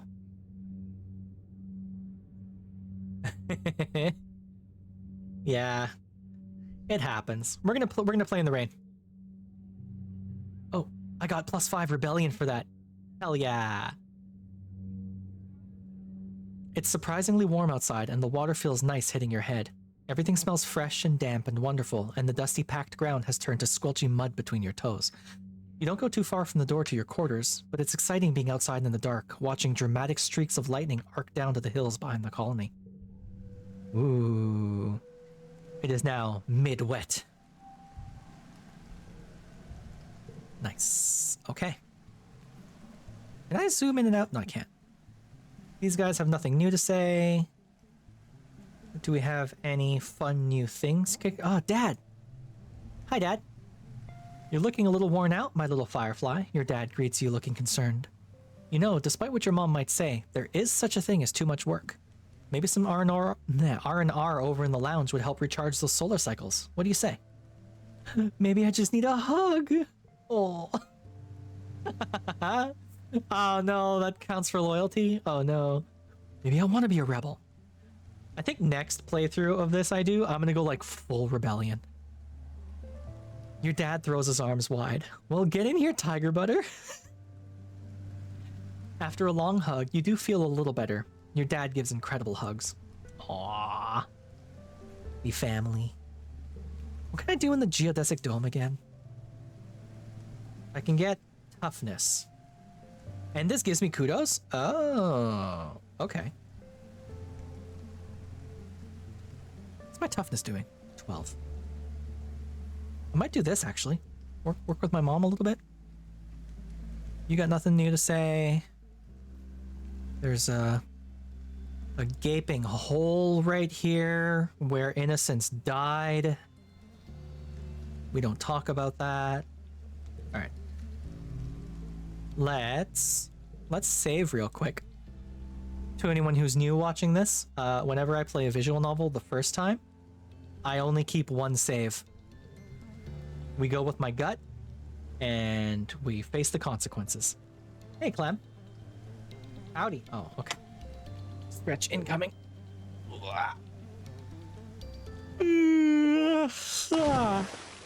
Oh, one free yawn for you. Oh no. It's a hot tub stream now. Welcome to the bathhouse, everyone. In case anyone's curious, this is what the bathhouse looks like. We got towels, and we got a little waterfall in the back, and we got lockers and stuff.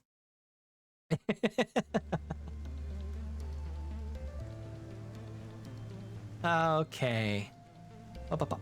The greenhouses have different biomes inside, growing plants from Earth that might belong in a desert, jungle, or temperate forest. Some are so delicate you have to spray off any germs in an airlock before you can enter. There's a small pond in the seasonal garden with autumnal cattails. They look nothing like a cat's tail. They're more like frogs skewered on a stake. Each has a cluster of little branches near the top, and if you touch them, they kick and wave feebly like tiny legs. Ugh. Gross. It's your first day in the glorious world of agricultural soil conveyance. Oh boy. Good morning, Lon the Stepanator, says my mom. Looks like you're working for your old lady. I hope you don't expect me to go easy on you just because you're my kid. She walks you around the geoponics wing and points out where everything is. Your job is to move sod, compost, plants, garden waste, and equipment from one place to another. Get comfortable with this, she says, pushing a squeaky, old-fashioned wheelbarrow towards you. Now, any questions before you start moving that dirt? Don't we have machines for this? The construction crew's already claimed all the hover lifts, she says, shrugging. But they'll break down in a few years anyway, and we don't have the materials to fix them. She grips your arm. Your forearm. We're planet-side now. Use your muscles, nature's hydraulic pistons. Coming from you, lady? Like, you're swole as hell. We love our mom. Why not just use hydroponics?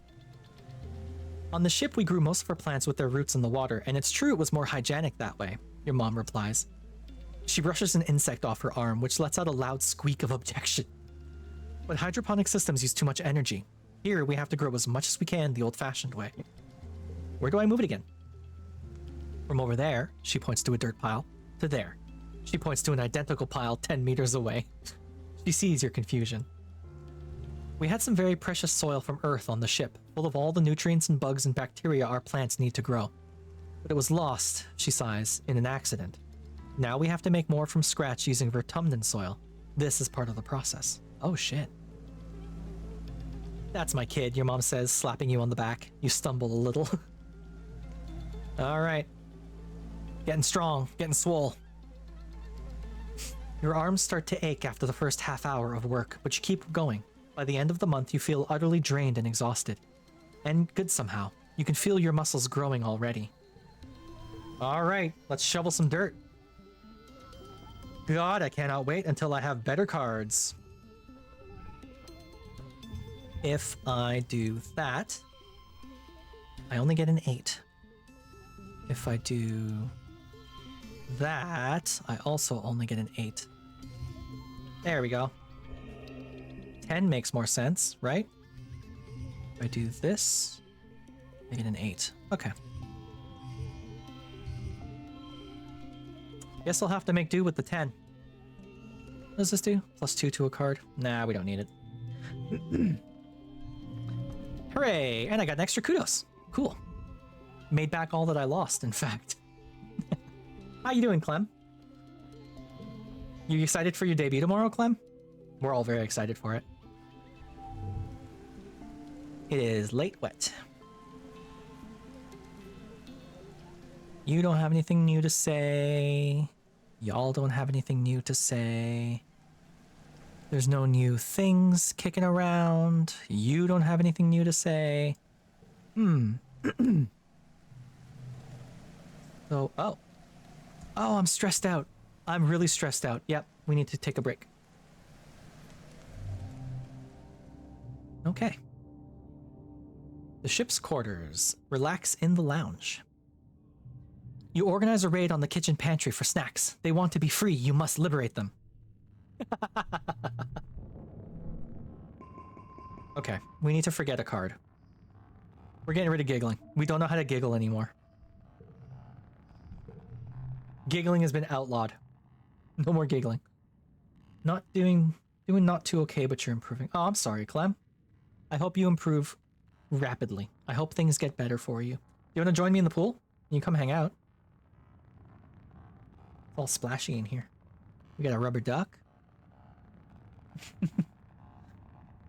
The days have been getting shorter, with only the yellow sun barely skimming the horizon.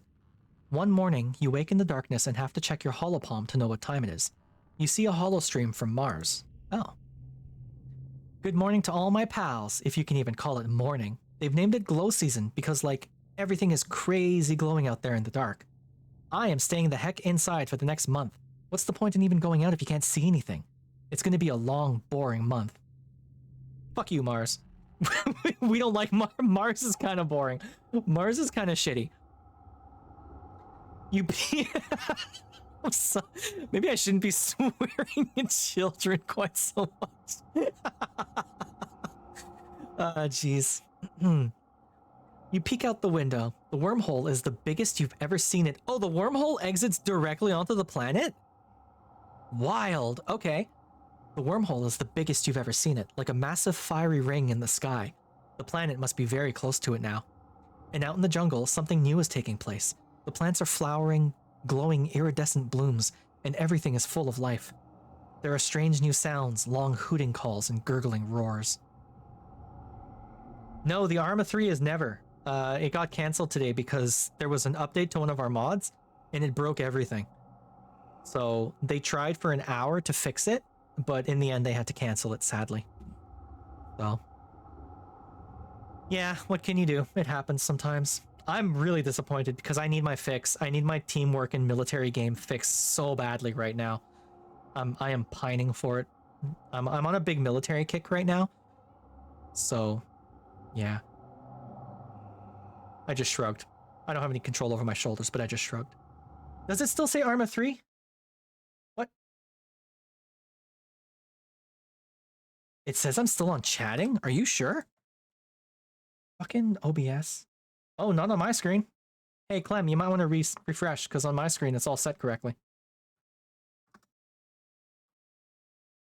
Let me just complete all of these things here. There we are. Yeah. Oh, welcome back, Kapok. After Mars's message is a notice from the council warning everyone to stay safe inside. Tammy's dad and the other surveyors have been called back and the gates closed for the month. There's a tension in the air, as if everyone is waiting for something. Oh. Oop. Late wet. It is now glow. But we can go outside anyway and glow? Oh. Look how cool it looks. This is kind of cool, actually. Hi, Danny. No, I'm waterproof. It's okay. We're totally safe. We're waterproof. My... Hey, yo. No worries, Kapok. If my voice can lull you gently to sleep, then I'll be happy. I've had more than a few people tell me that they've fallen asleep to my voice before. I don't take it as an insult. Anemone runs up to you. Hi, Lon the Stepanator, she huffs, catching her breath. She grins. On the ship, adults are always saying, no running, Anemone. Oh, we've already read this one. Anemone, I thought you'd have something cool to say about the glow. No bathing suit? I mean, I have a cotton one. You want me to get all wet. But it's made of cotton, so I don't know how much fun it's going to be. Plus, I'm naked all the time, Danny. I don't need clothing. You know? Although, I could, oh, did I get rid of it? Oh no, I got rid of it. Oh, I'm sorry. I had...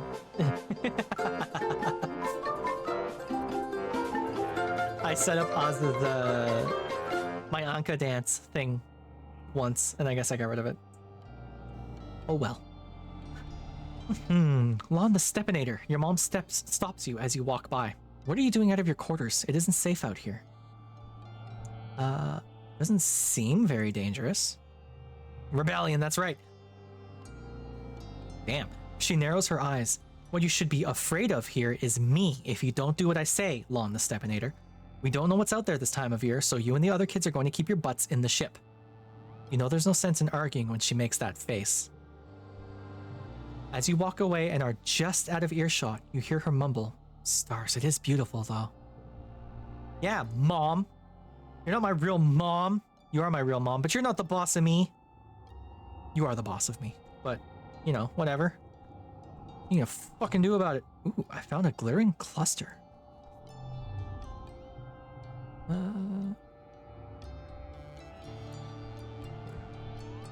Do we want to try and, oh, I can actually work. I can still work. Interesting. I could get 20 toughness from this. Ooh. Let's do some shoveling. Why not? Plants have a day-night cycle, just like the animals. When the grow lights in the geoponics dome are turned off, it plunges that whole part of the colony into eerie darkness. Just the native plants in the fields throw off any kind of light. It's beautiful, but also deeply weird. Let's get to work shoveling dirt. Let's get our hands dirty. Let's see, 02113. I think it would make more sense to do it like this. We get a straight. Okay. Or that's still a 12. Or that's an 11.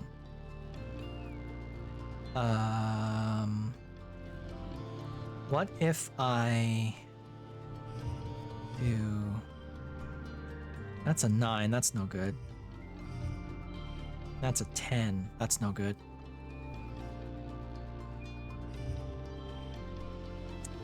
$12 might be the best we can get. Put this here. Yeah, no, I think 12 is the best we can get. Alrighty then.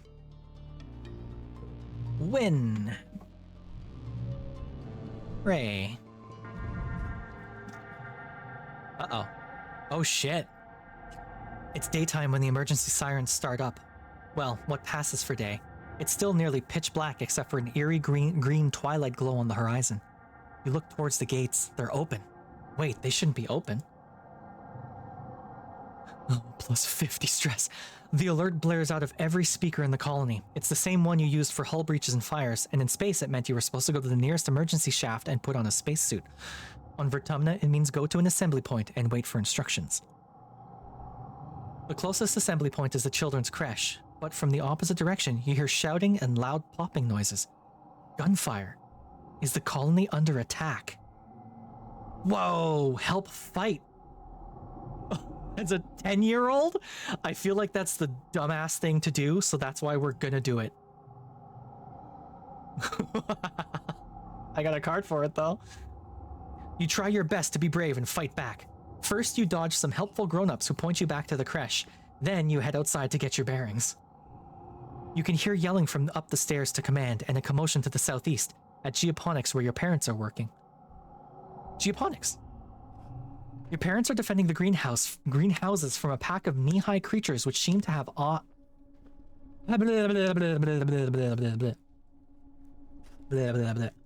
Your parents are defending the greenhouses from a pack of knee-high creatures which seem to have eyes growing all over their bodies. Their oily flesh ripples with a constant, subtle motion as the individual eyes blink one at a time incessantly. You can't tell which end is which with these horrible things. Gross. Cal is standing nearby. Wide-eyed, he slowly picks up a shovel and moves beside you. He reluctantly holds the shovel in front of himself like a weapon. Easy doggies, he whispers. We don't want to hurt you. Get out of here, both of you. Run, your mom shouts, attracting the pack's attention. All except one animal, which moves straight towards you and Cal. Figure out what it wants.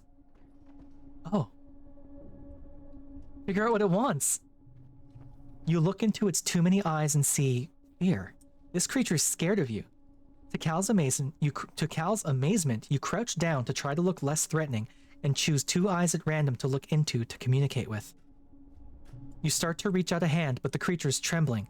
Staring into its eyes has made it even more frightened than before. It pounces. But 27? Fuck. Ooh, we're screwed. All cards under 2 become 2. Oh, hell yeah. Oh, yeah, hell yeah. All of them become 2. Okay. This hand is going to get redrawn, so let's do 14 is pretty good. Can I get? Yeah, 12 is no good. 14 is pretty good. Let's go with this. I need to get 13 now. +1 for each unplayed card. So the best I can get is 7. Unless I do... I can get 9. Or...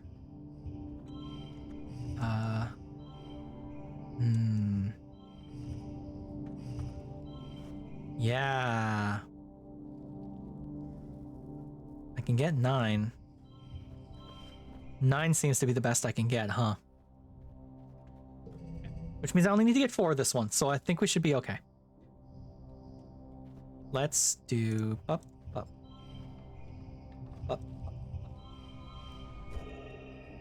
Okay. I can make this a better hand. I know I can. 0, 0. 0, 1, 1, 2. Maybe not. Maybe I can't. Let's just go with that. 7's okay. Victorious! You killed it! With nothing but a rake thrust deep into several of the creature's many eyes, the rest of the pack scampers off the moment it falls. Oh, gross. Ew. You've never killed anything before. The body of the creature that was so terrifying a minute ago now looks strangely small and harmless. All of its eyes have closed for good now. Cal crouches beside it in shock. Cal, you are not having a good time of it, huh? I told you to run, Lon the Stepinator. Uh-oh. Your mom looks furious that you put yourself in danger. She storms over and you think she's going to slap you. Then suddenly she pulls you into her arms and hugs you. She keeps rocking you and saying, my baby, over and over. God. It's pretty surreal. Almost as weird as the dog things with the eyes, honestly. I got a Chivo. After 2 weeks of darkness with the blue sun barely skimming the horizon, it begins to move higher in the sky and daytime returns. The council admits they don't know how the gates were opened or how the creatures got in. Some of the attacking creatures were once thought to be docile. Others were species nobody had seen before. It was like something had driven them in to assault the colony. Uh-oh. At least nobody was killed this time. Gasp. Oh boy. Early quiet, and I am now... Childhood is fleeting. The game will end when you reach age 20, so you should focus on a few skills to improve and friends to spend time with. Use the skills and friends button at the top left of the screen to keep track of them. Good luck. Oh. So yeah, you get 10 turns, basically, right? Like 10 rotations. Interesting. So I get some new cards. Bravely helping the fight, eyeing the beast. Cool. Age 19, and then you turn 20. This game is so cool. I'm really, really enjoying this. Start age 11. We are 11 years old now. Save. Save. Oop. What's this? Heroic. You're still pumped from the last attack. +1 to all physical skill increases for 3 months. Heck yeah. I think I'm gonna blow out my toughness and my bravery, because I think that'd be fun. Oh, we got ads coming up. I apologize. You're looking for Cal in the garden when you nearly trip over someone else, one of the younger kids, and they're blindfolded? Hey, they exclaim, ripping the blindfold off their face and throwing it to the ground. It's Cirrus, one of Anemone's brothers. He glares at you. I was almost done. What? Cal jogs over and grabs Cirrus in a friendly headlock, ruffling his messy red hair. Dude, you were so close. Cirrus stamps his feet and complains that you got in his way. It's not their fault, Cal says. They didn't know we were playing a game. Give me a sec. I want to teach them how to play. Them being me. Cal turns to you as Cirrus leaves. Sorry, Lon the Stepinator, he says sheepishly. I was teaching Cirrus a new game, but he's more like Anemone than I thought. Real competitive, you know? He stoops to pick up the blindfold, brushing off the dirt. I've been trying to come up with different kinds of games other than sports ball, he says. No winners or losers. I just want to have fun with my friends. Cal looks at you hopefully. You want to learn how to play? Yeah. Cal's smile looks like it's going to stretch right off his face. Radical, he shouts. Gnarly, dude! Radical, he shouts, jumping up and down with excitement. Okay, so first, put on this blindfold. The blindfold is a little scratchy and smells like dirt. You can feel Cal's big hands on your shoulders. So, ads are coming up in a moment. Same deal as last time. Block them if you can. I'm going to keep playing through this because I am enjoying this game quite a bit.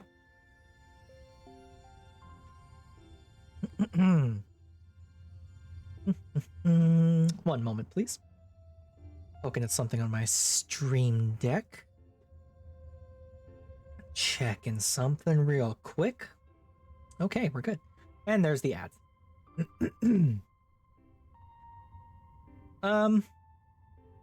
No, you know what? Actually, I said I was gonna blah blah blah blah.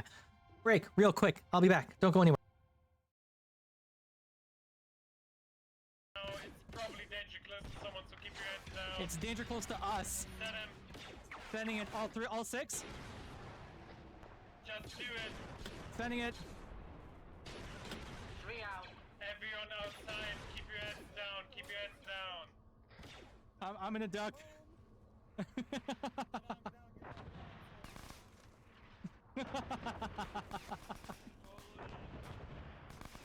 Yes!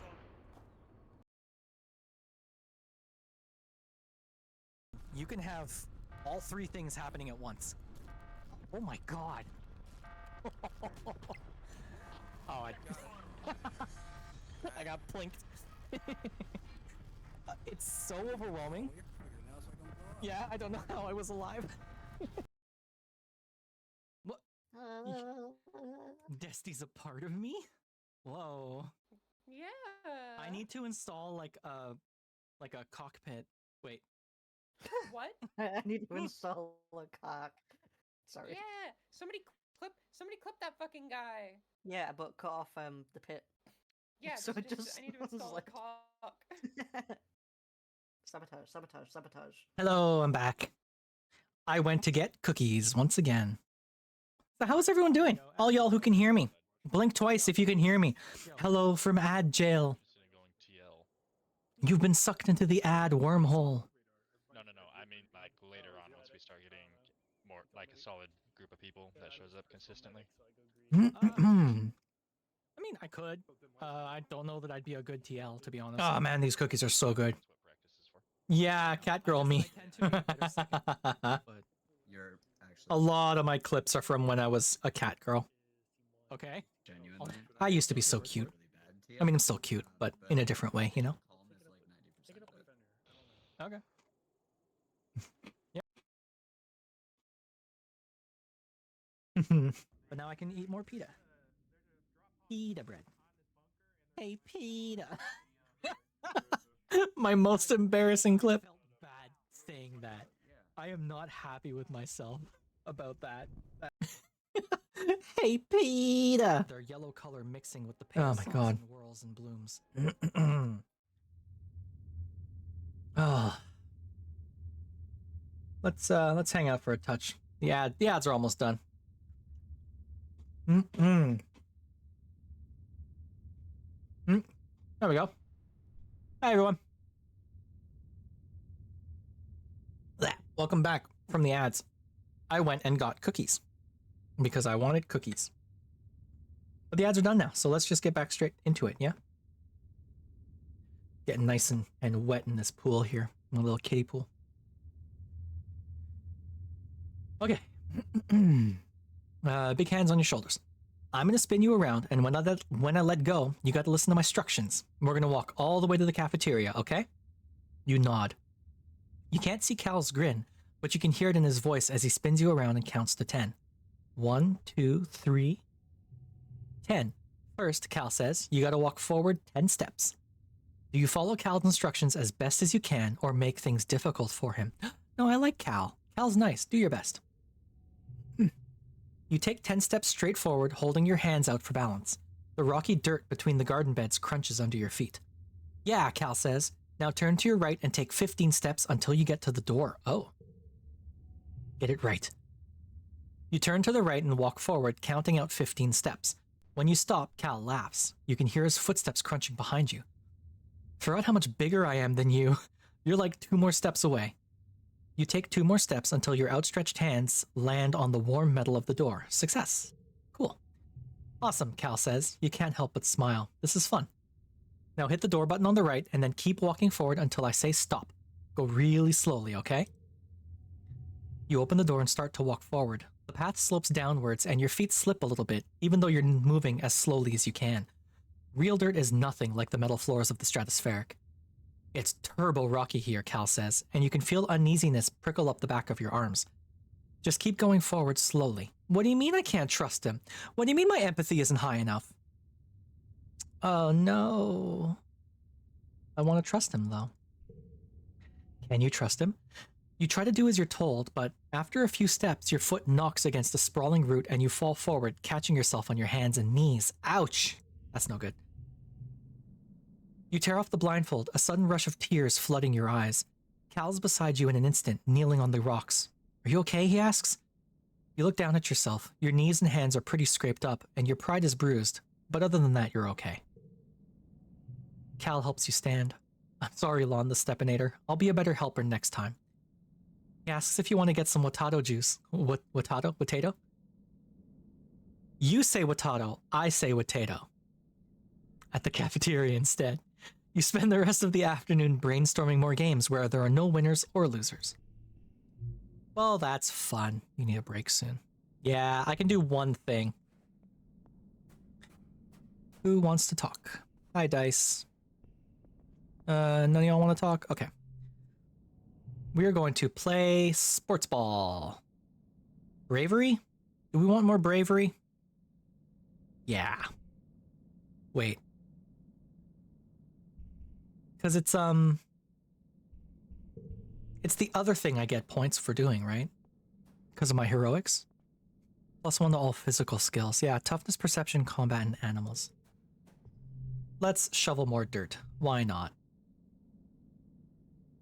We're shoveling dirt. You join Cal at a particularly fragrant pile of compost. He's trying to use his hoverboard as a wheelbarrow, carefully pushing compost off it into the pile. Don't you just love this? Cal asks excitedly. Dirt? I guess? No, he laughs. I mean just this. He waves his arms, dirt encrusted up to the elbows, to take in the entire greenhouse. We get to help plant stuff and watch it grow. Even if we're just moving dirt around, we're still helping. Why do you like it so much? Well, he considers. I like digging holes in the dirt because it's so full of surprises down there. I found a worm. Wait, let me see if I can find her again. He sticks his hand into the compost and rummages around, his tongue sticking out of his mouth. I guess she got away, he says after a minute. She was real shiny like a rainbow. Wait, he says, I just thought of a thing I like better. He shows you his splayed hand. Getting dirt under my fingernails, he laughs. I don't know why, but it's the best.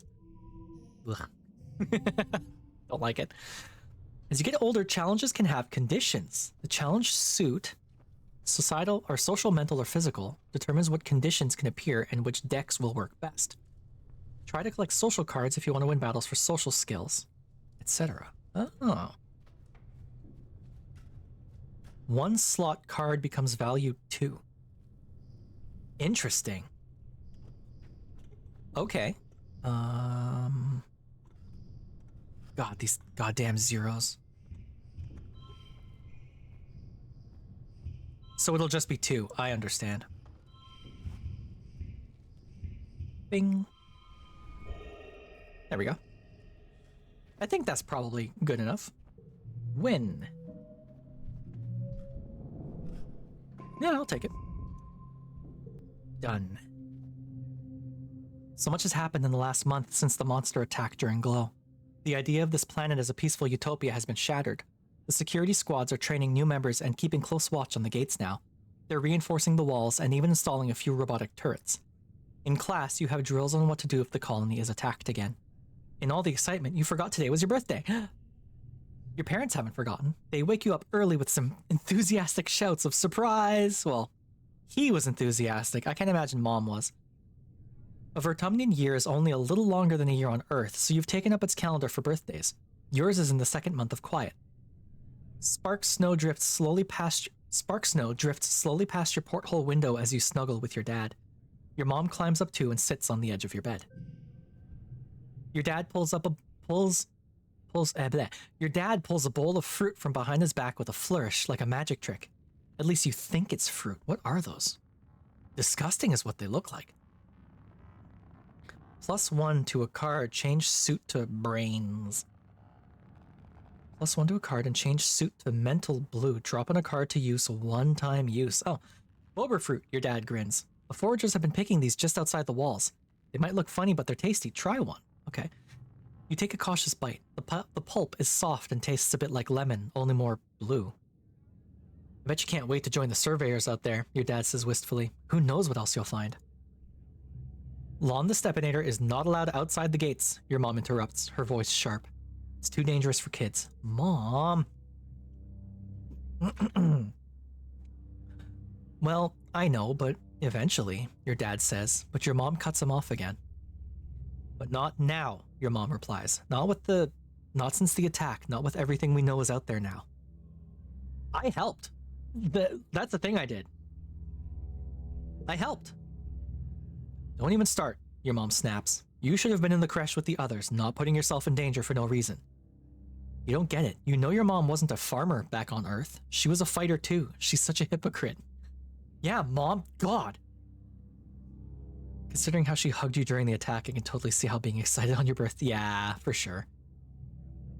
Even still, your mom says, it's clear that everyone should know how to defend themselves if it happens again. Defense training! To be clear, this includes knowing when to run away, your dad adds. Security Chief Rhett's offering self-defense lessons at the garrison, you know, even for kids. If you're interested, you should drop in sometime. Your mom gives you a stern look, and I've heard stories of kids sneaking outside the walls, she says grimly. If I catch you doing that, I'm gonna put a chip in your ear. You laugh. What a good joke. Your mom doesn't laugh. I'll do what I want. God. Mom. I'm 11 years old, Mom. I'm an adult. I would not sneak outside the walls, though I am a good child. Yeah, you better never, your mom retorts, crossing her arms. I guess we're going for the loyalty run for this one. Early quiet to mid-quiet. Okay. Anything fun to pick up? Like an egg? Or...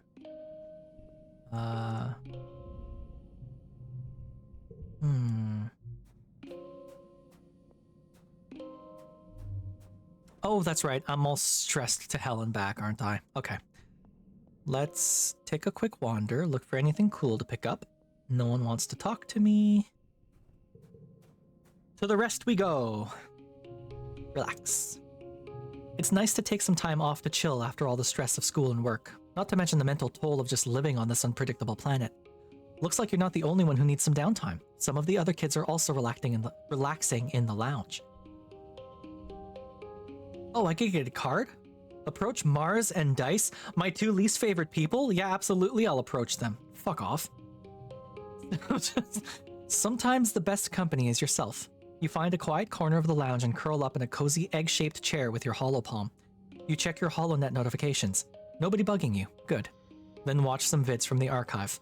Ah, maximum relaxum. Maximum relaximum. I gotta work for my relax. Oh, that's right. Okay. Last time we forgot how to giggle, now we're gonna forget how to wonder. No more wondering aloud.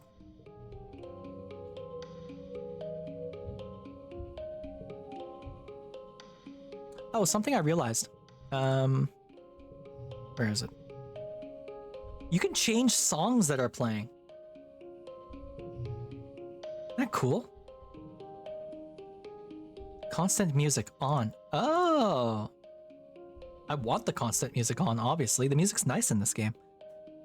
Alright. We're gonna go get swole. I wanna go, learn how to defend my... Ooh. Bing. You dig up a bunch of medicinal roots. Mars ain't got shit to say. Let's learn some self-defense. Fence training. +2 to combat, +1 to animals, +1 friendship with anemone. Always good. And +15 stress. That's okay. You attend your first session of Security Chief Rhett's self-defense classes. It's a small class, mostly security officers and other adults. You and Anemone are the only kids. She gives you a wink and a cheesy thumbs up as you listen to Rhett rant about how everyone in the colony needs to learn self-defense. You could be walking alone, thinking you're safe within the walls, and a flying animal could swoop out of the sky. Then what would you do? Rhett chops the air with his hand. I'll tell you what you're going to do. You're going to chop that beast right in the throat. Hiya! Buddy. Okay, man. He points at the assembled class, but only if you learn what I'm about to teach you. And the only way to learn is by doing. Who wants to volunteer for a demonstration? Huddle with Anemone for strength? Yeah, I like Anemone. Anemone's my best friend. Safety in numbers. You try to become invisible so you won't get called on by Chief Rhett. Someone else volunteers, and Rhett flips him to the mat to demonstrate what happens when you try to grapple with someone bigger. How embarrassing. Glad that wasn't you.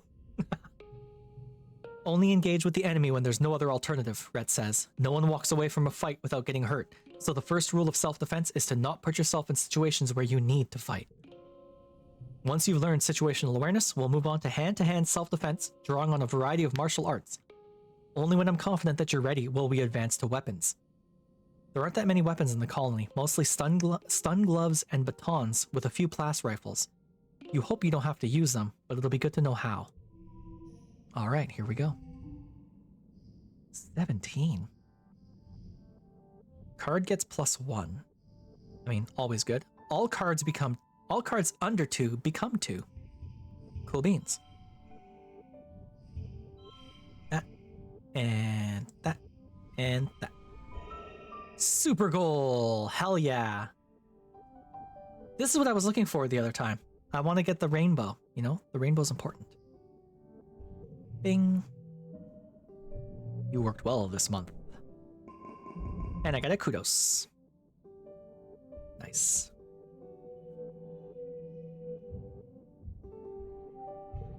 Early pollen. We're working our way. We're getting there. Do y'all want anything? Hey, Tangent. Are you still being weird? Tang furrows her brow at you as you approach. You again? She says. Why do you keep pestering me? It's not as though you've done anything to impress upon me your usefulness. At your blank look, Tang rolls her eyes. What I mean is, we're not friends. Tang? What the fuck, girl? I am better friends with you than almost everyone else. I'm better friends with you than Cal. What the hell? Why is Tangent so mean? Here, I have something for you, you bitch. Fucking eat my ass, Tang. What do you even want? What are you into? Ah, goddammit. Tang shrugs. You should probably just keep it. I don't even know what I'd do with that. When you insist she keep it, she shrugs again. Sure, maybe I'll find a use for. Fuck you, Tang. I'm giving up on Tang. I don't like Tang. Tang's awful. Friendship ended with Tang. Now Anemone is my best friend. Oh, hey, Dad. You meet your dad adjusting a watering pot in your mom's flower garden. He's having a sneezing fit, his eyes runny and red. You're alarmed. You've never seen him look sick before. People were hardly ever ill on the stratospheric, except sometimes when the zero-G rooms made them queasy. Not to worry, my little beanstalk, he says nasally. I'll be fine. Here, let me try that again. Not to worry, my little beanstalk, he says nasally. I'll be fine. It's just this pollen making my head a little stuffy. He wipes his nose with a handkerchief and looks around. Everywhere you turn, the air is soupy and tinged with pink from all the floating pollen. On Earth, your dad tells you, we used to call this hay fever. Great. Even though it had nothing to do with hay, your mom cuts in, carrying a large bouquet of flowers. The native flowers seem to be in full bloom this time of year. She buries her nose deep in them, and they smell fantastic. Your dad smiles kindly and agrees that they sure are beautiful. Then he blows his nose loudly. I'm gonna sniff them flowers. They do smell good, and they look harmless. Your dad's eyes look so sad, but maybe that's just the allergies. Hey, Laud the Stepedator, I know the last few weeks have been very hard for you. This might be a good time to relax and stick around in the quarters wig. What? Why would I do that? I'm fancy free over here. I don't need to relax. We Gucci. We rolling. We're good to go. Oh, a log. Give me the log. Bing. How's everyone doing, by the way? Hey, chat. I haven't checked in a minute. How y'all doing? We having fun with this? We doing well? Anemone. Want to train together? Ooh. Telling a violent tale. -2 to neighboring cards. Oh shit. On your way to the sports ball pitch, Anemone shares the story about the time her brother Calm once spiked the ball so hard that he broke Utopia's nose, back when she used to play sports ball too. She describes it in gory detail. But don't go easy on me, she exclaims. That's why we have medbeds, right? Plus, I might get a cool scar. She thumbs a blue-scaled scar on her jaw right under her ear. Cool. Oh, I got a talkie with her. You and Anemone are playing in the garrison yard with sticks, chasing each other around and pretending to be sword fighting. The adults training nearby are patient with you as long as you don't get near the target dummies, but sometimes you stray too close. Watch out, Annie, one of the security personnel calls out as Anemone bumps into her. You kids stay behind the fences, okay? You need to grab a snack? Okie doke kapok. I hope you get something good. Get some poutine. You should get some poutine. That is both snack and meal. Oh, poutine's so good. Should I get poutine for supper? Hey chat, should I get poutine for supper? It's up to my partner, but ooh, I kinda want some poutine though. Ooh, that'd be good. It's Anemone, she retorts as you both retreat to a safe distance. Anemone throws her stick to the ground and pouts. Just because everyone else shortens their name, it doesn't mean I have to do it. I like being Anemone. But having a nickname is kinda cool and mysterious, like having a call sign, you know? What would you call me, Lon the Stepinator? Nemi! I like Nemi, that's really cute. Nemi tilts her head. Huh. She mimes swinging a sword a few times. Nemi, Nemi. Yeah, Calm calls me that sometimes. At least it's not Annie. Nemi picks up her discarded stick. Now, she says, brandishing it at you. Prepare to be defeated by the mighty Nemi. Nemi's cute. You spend the next hour sparring with Nemi in the yard. Oh, Anemone. Pretty cute. Bobber fruit. Blah, blah, blah. Here, I got something for you, Nemi. What are you into? Do you want a bobber fruit? Have a bobber fruit, Nemi. Anemone looks at the offering. Thanks. What do these people fucking want? For real though, I just wasted 2 cards on nothing. I got nothing for that. Garbage. It's late at night, you have limited options. Chicken and naan. I mean, that'd be good. Spaghetti, cereal, or just a Snickers. Snickers is also good. But if I had the choice, chicken and naan for sure. I love naan. I haven't had naan in ages. I gotta get me some. I haven't had Indian in a while. I should get some Indian food this weekend. Defense training. We're going hard on the defense training, y'all. I've chosen my path. You run into Cal and Nemi on the hill behind the garrison at a small construction site. They seem to be throwing logs. There are a bunch of them lying at the bottom of the hill. It's a caber toss, Nemi shouts to you, then grunts with the effort of lifting a 6-meter-long mush tree pole. She throws it like a javelin down the hill and sprints after it. Okay, Kapok, enjoy. My best record, she shouts and ties a piece of caution tape to the end of the pole. Your turn next, Cal says, pointing to a neatly stacked pile of construction poles beside you. From the looks of the nearby construction, they're probably destined to be a new lookout tower someday. How's my toughness? My toughness is pretty good, honestly. Let's fuck it up. Let's choose a thicker, heavier one. Bah. Challenge mode. Wee wee. Cal makes a noise like a siren. He shouts down to Nemi. Lon the Stepinator's gonna throw a biggin, so you better get out of the landing zone. The pole isn't actually that heavy, but its length makes it hard to balance. You struggle to get underneath it with your knees bent. This is gonna be tough. Lift, run, throw. This is an actual challenge, eh? 47? Fuck me. Okay.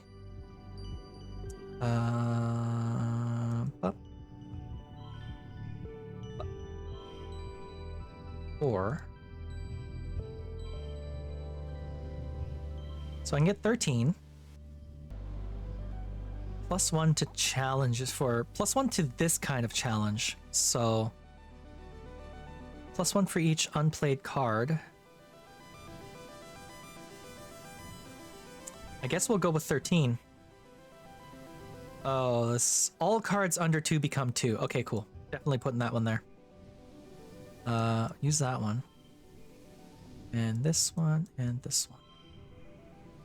13's not great, which means I'm gonna have to do a ton for the next one. Yikesy bikesies. Wait. All strength cards under 2 become 2. Oh.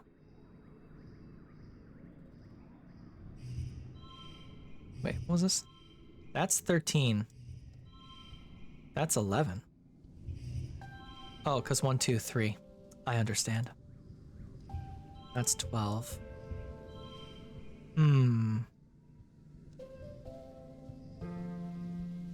Unless I do this? No. I think 13 is the best I'm gonna get from this one. Oh god, of course you gave me 2 zeros, you bastard. -2 to neighboring cards. Of any type? Or just here? Okay. I mean, still not ideal. Still not ideal.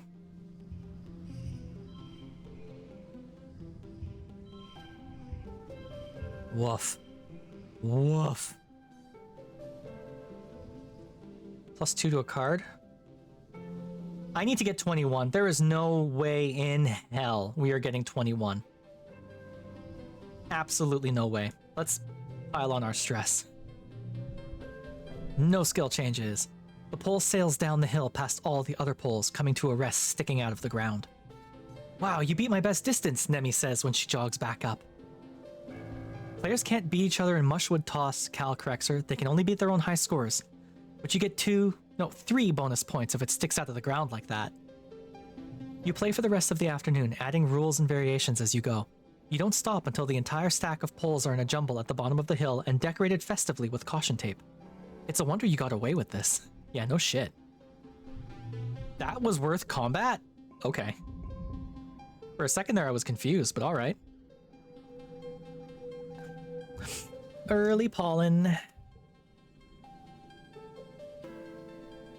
Alright, I'm not giving any of you clowns any more of my cool stuff. Man, Tang, why are you such a bitch to me? I didn't do anything. I didn't do anything to deserve this. Just mean for no reason, you know? How much stress have I got? 75. I'm doing alright. We're doing alright. Okay, defense training. More defense training. Part of self-defense is training your body so that it can be ready for any situation. Security Chief has you running laps, jumping through tires, climbing walls, and sprinting back and forth. How does the pacer test thing go? Welcome to the Fitness Gram Pacer Test. He has this inverted anti-gravity pad that makes your limbs feel super heavy. When you do jumping jacks on it and then do them again in normal gravity, it feels like you could jump straight back up through the wormhole. It's exhausting, but not that different than sports ball training. Bro's got the gravity chamber. They're gonna go Super Saiyan 3 out here. This is a breeze, or I'm pushing myself so hard. This is a breeze. Ooh, hell yeah. Working those muscles. This is great. It feels good that Rhett actually challenges your body and encourages you to achieve peak condition. Get to work. 14. Let's see. Card becomes red. Physical. Oh, cool. It's a shame it's a 3, huh? So if I put this here, it's already gonna be red. If I do this, oh, it's a shame that wasn't over here or something. That would have been way nicer. It's already red. If I do this, hey, I'll take that. 16? Do we think 16 is the best I can do?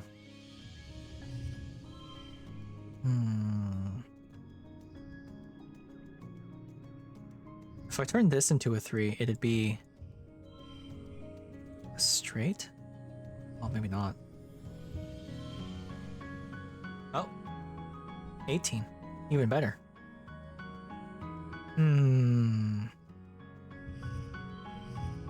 16. 15. I think 18 might be the best I can get. 1, 2, 3.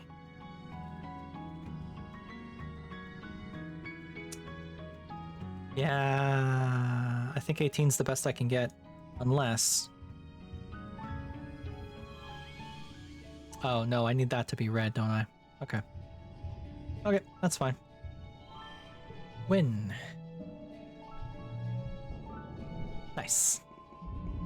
Getting paid, too. Hell yeah. You're finishing breakfast in the common area when Marzipan struts in. Look at you, eating cereal, she says, turning her nose up at you. I'll bet you don't even know what day today is. Yeah, I have absolutely no idea. Today, she announces to the room, is St. Valentine's Day. Okay. Dice and Cal wander over to hear more. Back on Earth, Mars explains, it was a day when everybody had to give their best friend a gift, especially sweets. And then you put the sweets under your pillow and it makes you dream about who you're gonna marry. And there are decorations of hearts and arrows and pigs. None of this is true, lady. Pigs? We don't even have pigs here. Cal laughs. Before Mars can answer, Dice snorts. This is dumb. Marzipan just made it up to get free candy. He rolls his eyes and walks away. As he leaves, Mars shouts at his back. Well, nobody was gonna pick you anyway, you stink. I know who my best friend will be. Valentine's Day sounds like fun. Yeah, why not? Cal nods, clapping his hands excitedly. I'm gonna tell all the other kids about it, Mars says, so you go around and find your best friend and give them a gift. She points her finger at you. Make sure you do it by the end of the day or it doesn't count. And if too many people want to be my best friend, she adds, I'll hold tryouts for the position. It's only fair. She tosses her hair over her shoulder and laughs. Okay, Mars. Fucking whatever. Get out of here, idiot. Oh boy, oh boy.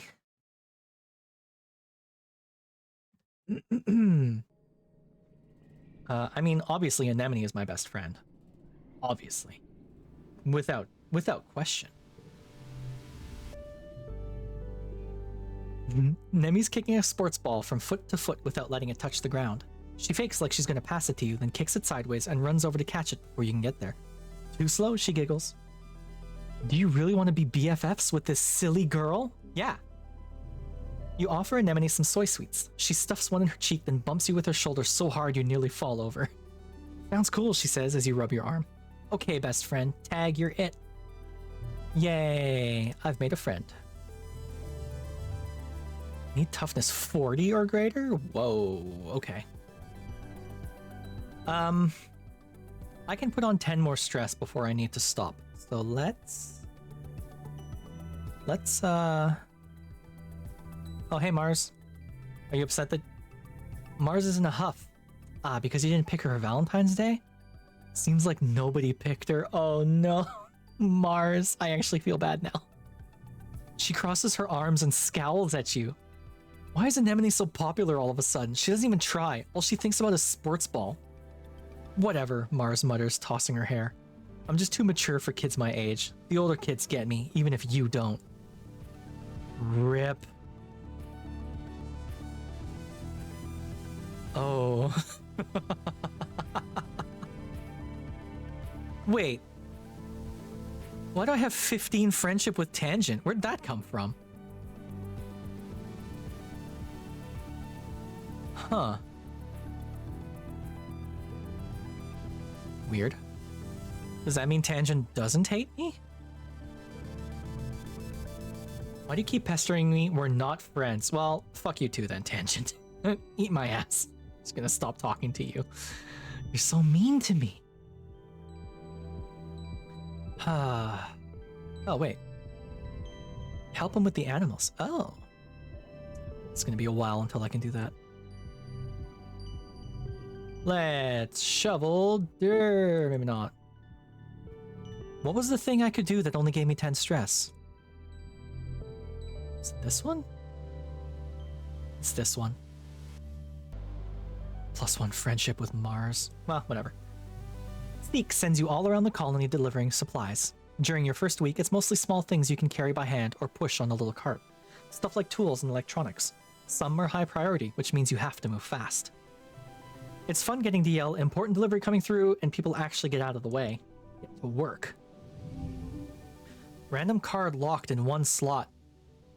Well, sure. I mean, that's an okay card to be there. Won't complain about that.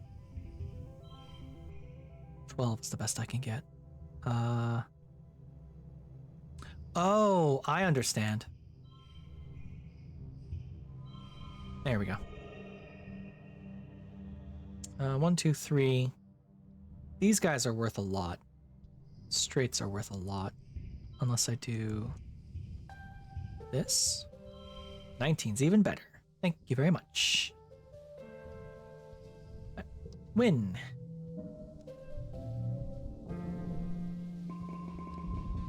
Heck yeah. Heck yeah. Stress is very nearly through the roof. That's okay. Go take a break. Let's pick up this log and then go take a break. Oh, hey, Dad. Just is such a dry, hot season. Both suns are high in the sky, baking the usually lush Vertumnan jungle. If there's a breeze, it's warm, and you guessed it, dusty. Dusty. Your parents are up every day before dawn, which comes far too early for your liking. They're usually gone by the time you wake up and home after you're asleep, so you have to visit them at work if you want to see them. Good morning, Gooseberry, your dad greets you cheerily. Have you come to see the harvest? Your mom and I are gathering crops from actual Vertumnan dirt this week. I just miss you and Mom. Aw, Buttercup, he sighs, kneeling down to look at you. I'm so sorry. How about your mom and I take the day off and we have some family time together? I'd like that. As promised, your parents leave work early for the day and spend it with you. They take you for a long walk all the way along the colony walls and have a picnic overlooking the mush tree jungle beyond. That's so nice.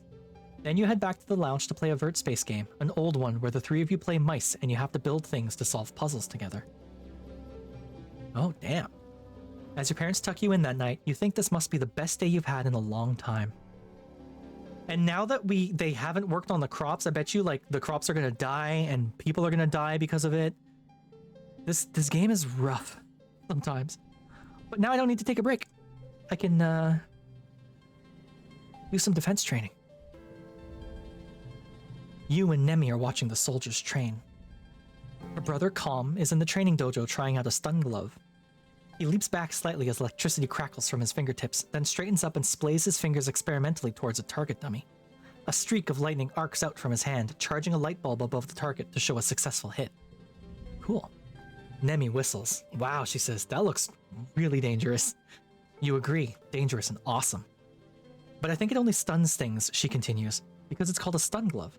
Otherwise they would have called it a kill glove, I guess. I want to have a stun glove too, she says, copying her brother's motion of splaying her fingers forward like she's casting a magic spell. But my mom, she doesn't like fighting. She doesn't want me to be a soldier. Hey, Rekka. Hi. Welcome to the show, Rekka. You know what I haven't done? I haven't done any shoutouts, like, at all this stream. That was rude of me. Let's shout some people out, yeah? Boop. One moment, please. So, Rekka. Where are you at in the list? You even in here? Where are you at, Rekka? The list has not updated fast enough. Because you just showed up. Shoutouts for Rekka! And other people as they appear. And or I remember them. Holy shit, that's a lot of gold. Everyone go follow Rekka. Wait. Oh, you're playing Haunts. The first 10 roll? Haunts game. Are you serious? I was gonna play that today, but I couldn't get OBS to pick it up. What do you need to run it? I'm okay. I'm not gonna lie. That is pretty good. It needs to be window capture, eh? I'm not gonna lie. That's annoying. Okay, I'll have to fight with that then. Because I was gonna stream that today because I have this. I set this up. Which just kind of goes funny with the ears. There. I can play Haunts game now. I don't know how this looks. I think maybe it looks really stupid. But yeah. I'll get that figured out for my next stream.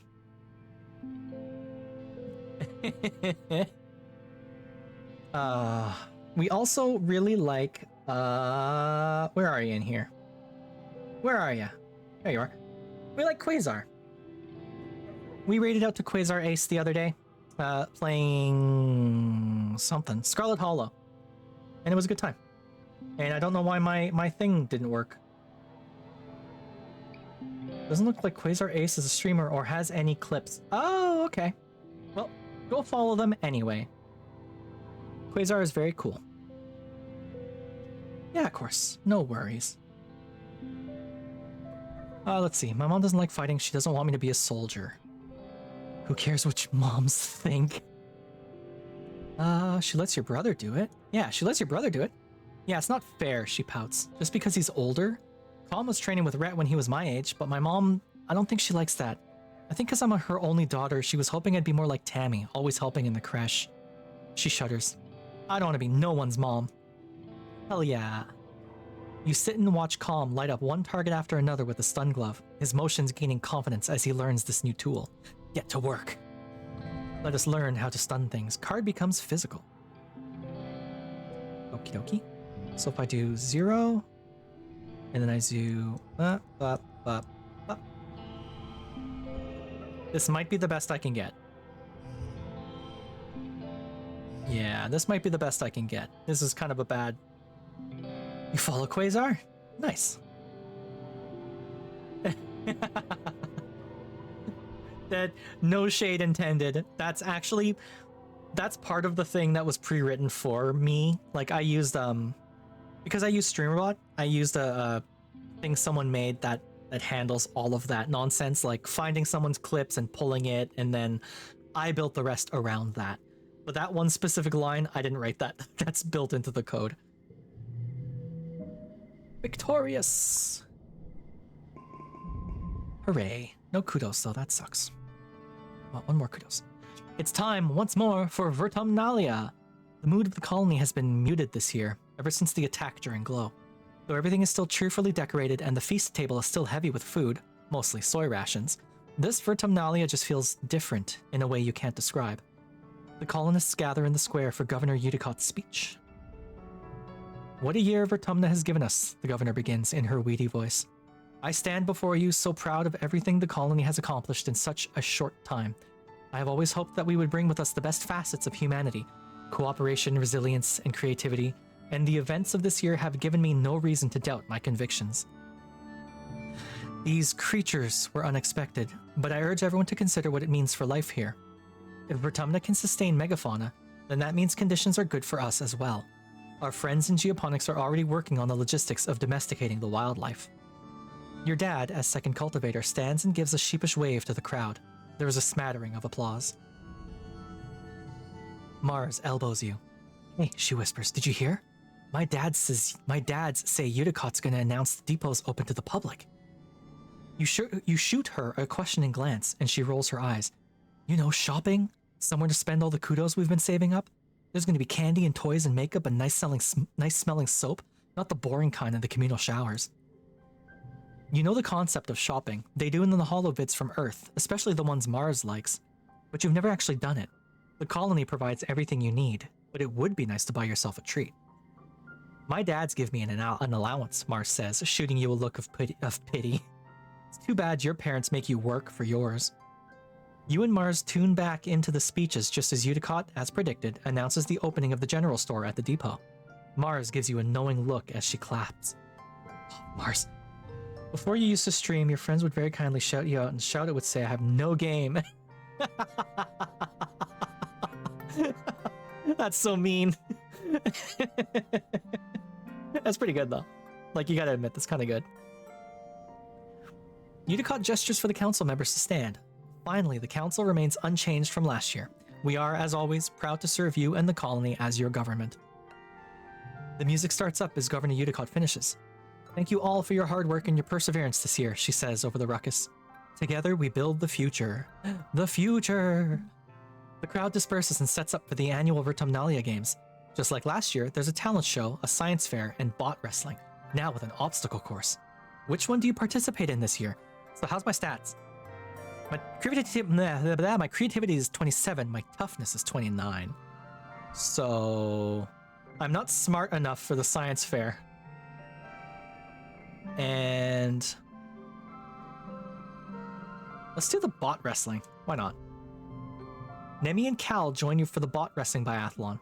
So called because Com has added a hologram obstacle this course this year. Competitors will each get a turn to wrestle a hydraulic bot, trying to keep it closed for as long as possible.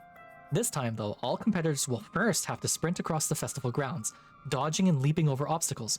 Each obstacle triggered will subtract from your time. Damn. Okay. Oh, and I got some bad cards. Card gets +1.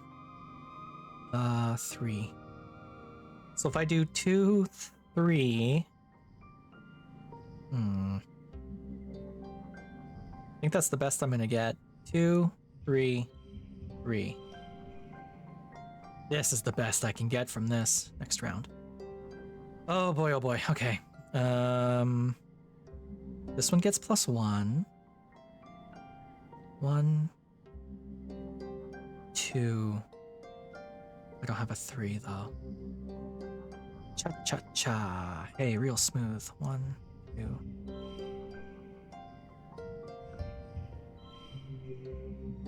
Oh, this sucks. 1, 1, 2, 2, 3, 12. Is 12 the best I can get?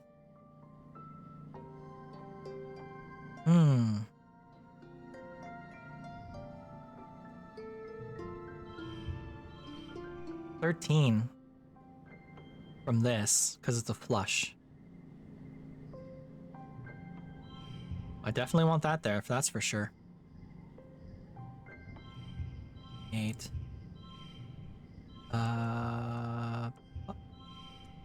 Yeah, no. I think 13 is the best I can get. 24. Oh boy. I do have some cards, so I can play around with this a bit. I have a 5. Put that there, that's a pretty good start. And then if I do... Wait. Oh shit. Oh shit. So that's a flush right there. If I do 20... Hey, there we go. Oh, I can get 25. What happens if I do this? 22. Oh, because I need the straight. Yes, that's right. That's right. Okay. 25 is pretty good. I can take that. Nice. Nice. And I got an achievement. Cool. Wow, look at you go. You do it. You didn't expect the hologram obstacles to move. The last one dances around and gets in your way when you get close, but your reflexes are fast enough to dodge it. And I got a thing for it. Calm hoots and hollers proudly at you when you absolutely destroy the competition. Even Nemi has to begrudgingly accept you beat her fair and square. She shakes your hand and tells you she'll win next year. After the festivities are over, everyone takes time off for a much-needed break. Mars organizes a water fight that takes over the whole colony, even the adults. It brightens everyone's spirit, even in the thick heat of dust. You end up on top of the western wall with dice, launching water-filled poof shrooms down on an unsuspecting anemone in the sports ball court below. The walls seem like a neat place to hang out and relax, much quieter than the lounge if you're looking for some solitude. Oh, cool. Neat. Alright, and I am popular. Kudos doubled for 3 months. Oh, sick. Do I get kudos for defense training? Don't. Okay, let's check out the depot real quick. Let's save real quick. Okay. Imagine being popular? No shit, eh? No kidding. No cool little goodies to pick up? Nothing? So where's this depot? Is it in here? Negative. Is it in here? Visit the supply depot. Cool. Oh yeah, there's a notice board. Colony security rating 0% red. That's probably not good. Supply depot. Oh, I can buy cards. Or things I can use. God damn, these are expensive. Holy shit.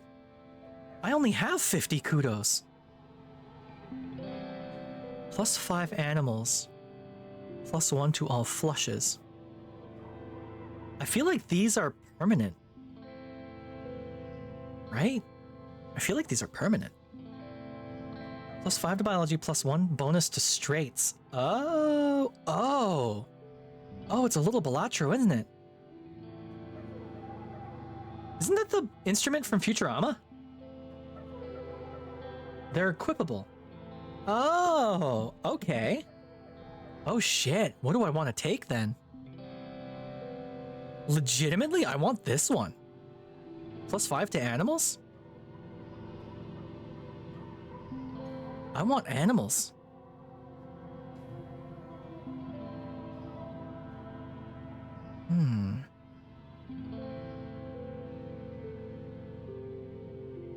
Plus 1 to these cards. I want animals. I'm getting animals. Alright. So you said they're equipable.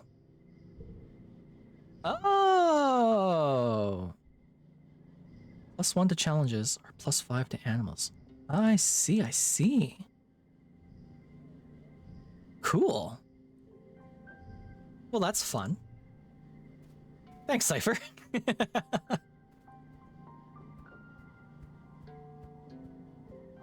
Hey, Anemone. What you up to? Getting tougher every day. Alright, well, good for you. You still hate me, Tangent? Apparently. Alright. We are defense training. Once more, once again. I want to become the toughest person in the colony. I want to protect the colony. Nemi's big brother Calm teaches karate techniques to the class. Kicks, punches, flips, all the cool stuff. Are flips a big part of karate? Hey, I haven't done karate since I was a child. Are flips a big part of karate? I don't remember that. Legitimately, the only thing I remember about karate is the teacher like pulling me to the side and teaching me how to punch. And then he said, on 3, punch me right here, and he tapped his abs. And then he went 1, and I punched him. I winded him. And then I never went back to the classes after that.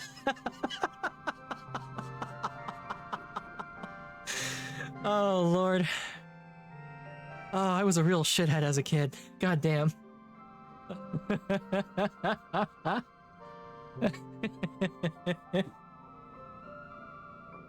Okay. He's much more calm than Security Chief Rhett and takes the time to connect with you instead of just relying on intimidation. You kind of wish he was the chief of security instead. Maybe one day, Rhett can't be the boss forever, right? How old's Calm? 17. Alright. How old am I? 11. Alright, a bunch of children. Calm organizes your first karate tournament. Well, he doesn't call it a tournament. It's more like an exhibition to show off how far everyone has come in their training. There's informal sparring matches and feats of strength, like high kick challenges and breaking boards. Hell yeah. Despite Calm's best intention, Nemi is absolutely taking this like a competition. She takes her place next to you at the board breaking station and gives you a challenging look, tossing her unruly hair over her shoulder. Is it on? Oh, it's on. Nemi likes winning, but she loves competing even more. You both smash boards until your hands are red and sore and have a great time egging each other on. Calm eventually puts a stop to your competition, declaring you the winner. Nemi cheers for you. Yay. Alright, here we go. 15. And my cards are okay. Let's do... What do I get for this? To flushes. Okay. Let's do... Up. Up. Oh, wait. Shoot, I can't put this one here. I switch you and do that. There we go. Hey, Saru. Welcome, welcome. Oh, wait, if I do... Oh, no, it needs to be red. If I do this... And then this... 19? 19 might be the best I can get. Because this is just blue. Right? Yeah, I think that's the best I'm going to be able to get. Yeah, okay. How are you doing, Saru? Hope you're having a good one. Hey, no more kudos, but that's okay. Oh, Anemone has something to say. Oh, there's a child. Nemi and Nougat? The kid's name is Nougat? Younger child full of barely controlled energy. She loves games, especially sports ball. 5 years old. Nougat, the 5-year-old. Hi, Nougat. Nemi and Nougat are kicking up a huge cloud of dust outside the garrison, passing a sports ball back and forth and chasing each other around. Nemi looks up as you approach and flails excitedly at you. Lon the Stepinator, hey, she says, jumping up and down. Look. She bounces the sports ball on her knees. Look at what Nougat and me are practicing. Soccer. Nemi bounces the sports ball from one knee to the other a few times before launching it up into the air. She crouches, leaps after it, and spikes it with her head towards Nougat with a yell. The sports ball thuds into Nougat's chest, sending her sprawling to the dirt. For a second, you freeze, waiting for the crying to start. Instead, Nougat shrieks and laughs, clutching the ball as Nemi jumps up and down and pumps her fists dramatically. That's silly. Well, her name is Anemone. So, you know. Nougat. 4 points for the ball not touching the ground after contact, Nemi crows. The crowd goes wild. The Garrison Galaxies win again. Woo! Nougat cups her hands over her mouth, imitating the roar of a crowd. That's awesome. Yeah, she's just a kid. You gotta be nice to the kid. I know, right? Nemi beams. She stands up straighter and puts her hands on her hips. I'm gonna be just as good as my big bro someday. And Nougat will too. Welcome back, Kapok. We're meeting this character named Nougat. She is a 5-year-old. She rubs the back of her hand across her nose, leaving a smear of dirt. Hey, you should come by the sports ball pitch sometimes. I can show you some tricks. Nemi and Nougat look at you expectantly. Okay, I will. Yay, great, Nemi says, bouncing on her feet. I can't wait, I'm so excited. Sports ball is my favorite thing on the planet. Her eyes go wide. Maybe even in the whole galaxy. Me too, Nougat yells from where she's still lying on the ground. She picks herself up and carefully puts the ball down in front of her, then kicks it to Anemone. Did you see that? Nemi laughs. She kicked the ball with her foot. Nougat's a natural. She's already inventing new ways to play sports ball. Future coach Nougat. Nougat puts her hands on her tiny hips. If you come to practice, you gotta play, she challenges, pointing at you. Nemi says I get to be coach, so it's my rules. You and Nemi both burst out laughing. Nougat is such a little character. What a child. Okay, quick pass just to check that there's nothing I've missed. What time is it? Oh, hey, it's 6 o'clock. Okay. We've got ads coming up in about 30 seconds. I think we're gonna go for another half hour and then we'll call it quits. But let's play a little bit more because I'm having a lot of fun. This is a good game. Save, especially since I don't need to make supper tonight. I don't have to worry about any of that. I can play for as long as I want. For as long as I want. Small. Small. Well, Nemi wants to play sports ball with her, so I guess I'll do that. Right? Let's do that. Nemi meets you on the court. She's bouncing from one leg to the other in excitement. My brother Calm is organizing the youth team, she tells you. Kombucha. Oh, his name's Kombucha. Okay. Kombucha offers you a high five and greeting, then tosses a sports ball your way. Let's start with a practice game to see what you're good at. You and Anemone are team captains. Pick your team. We're just gonna play through the ads. I apologize. Your head off? Sleep's really getting to you now that you've eaten. No worries, Kapok. Thank you so much for hanging out. I always appreciate it. It's nice seeing you. Have a good rest. Hopefully, you don't get any weird dreams because you just ate. I can't eat and then go straight to bed. It always makes me feel weird. Good night. I'm going to play through the ads. So if you have a favorite method of dodging the ads, please employ them. Let's see. Calm will fill in to even up the teams, but he promises to go easy on the other side. Who do I want to pick? Cal. I like Cal. I can't choose Anemone? Cal. Mind if I play goalie? He asks. Sports ball is fun, but I don't really like to score against the other team. This kid is so against, like, competition and confrontation. Wow. Oh, welcome to ad jail, everyone. You're all trapped for 3 minutes. Oh, no. Oh, I'm playing against Nemi. Okay, well, I guess Mars then. I'll play Spiker. Mars runs to take position. Seems like she's in it for the glory. Hopefully she'll want to share some of that with the rest of the team. You face off 3-on-3. Start the game. Let's go. What's a challenge? Oh shit. 35. Okay. This is a toughness challenge, so definitely doing that. Right off the bat. And then 2 and 3, because I think that's the very best we're going to be able to get. 13? 14. Yeah, that's the best we're going to be able to get. 14. Okay. Next. Card gets +1. All cards, yes, okay. I do that, and then I do that, and then I do that.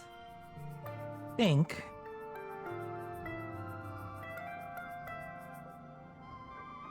oh, 15 or 16. 2, 3. Unless I do this. No, 14. Okay. I think 16 is the best I'm gonna get here. Next. Card gets +1. So I definitely want... If I make this a 3... Or... Oh, I win no matter what. Okay, that's fine then. 1, 2, that's a straight. And then a 2. Hell yeah. Oh, I really won this one. Get clowned on, Nemi. Cal makes an amazing jump save, but is winded when the ball hits him in the chest. The score is tied, with Nemi and Calm putting the pressure on. Then blam, you score the match point with a rad spike all the way from the net line. Set neighbors to this value of 1? Well, I don't want that. I don't want that card. Are you kidding me?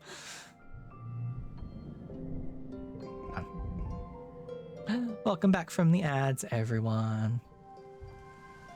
Welcome to wet. It is now wet. It is the wet season. How wet are you feeling, chat? Ooh, log. Log! How am I doing on stress? That's the real question. I'm alright. Okay. Defense training. There's so many people training in self-defense today that you have to break out into stations. What do you want to work on today? Oh, cool. Capoeira. Yo. Vert space, helmet training, capoeira, or smash things with your fists. Oh, Chad, I don't know.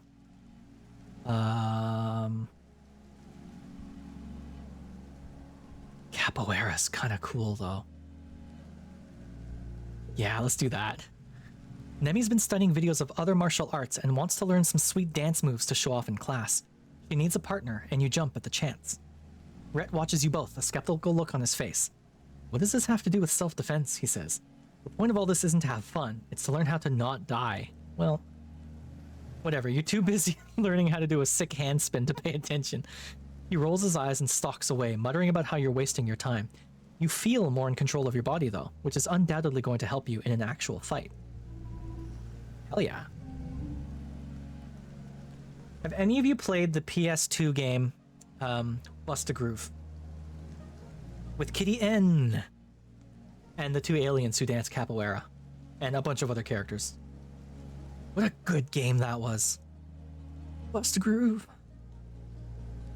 Not the Bubble Bobble one. That's a different game. Let's see. 1/1 card becomes physical.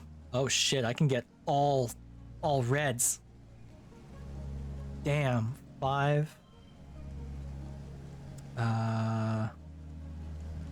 2, 1, 1. Set neighbors to this value. Oh, I see. Okay, cool. Hell yeah. Win. Big win.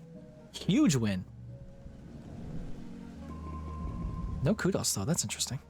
Done. It is the next month. We are feeling stressed. That's okay. Anyone to talk to? Anything to pick up? I haven't seen an egg since the very first turn. It's kind of a shame. Alright, that's fine. Defense training. We're going hard on the defense. Rhett organizes a physical fitness challenge complete with nano-printed patches you can put on your jacket for getting gold, silver, or red rank. He tests your run speed, grip strength, and the number of sit-ups, push-ups, and pull-ups you can do. You do okay. Solidly middle of the road. Rhett isn't enthused by your performance, but he's not disappointed either. I mean, disappointment is bad, right? We don't like disappointment. God, these zeros. I hate these zeros. +1 skill on a challenge, which doesn't help. Wow, these cards are bad. You want to get 15 with this? Woof. 1, 1, 1. Unless I do this. Unless I do...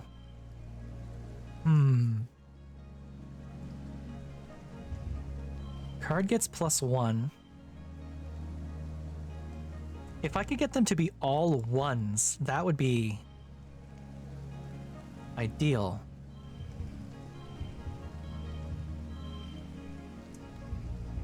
But it needs to be here. But if I do that, it becomes a 2. Right? So that goes there. Unless I do this. There we go. I did it. Oh, I can't believe that worked. That's base 0. Can I change you two out? Oh, no. Yeah, no, of course not. Cool. Hey, I'll take it. Hell yeah. This is very much a game of one more turn, just one more turn. New perk. Shop weapons, new cards in the depot. Ooh. I don't have that much kudos, but let's go to the depot.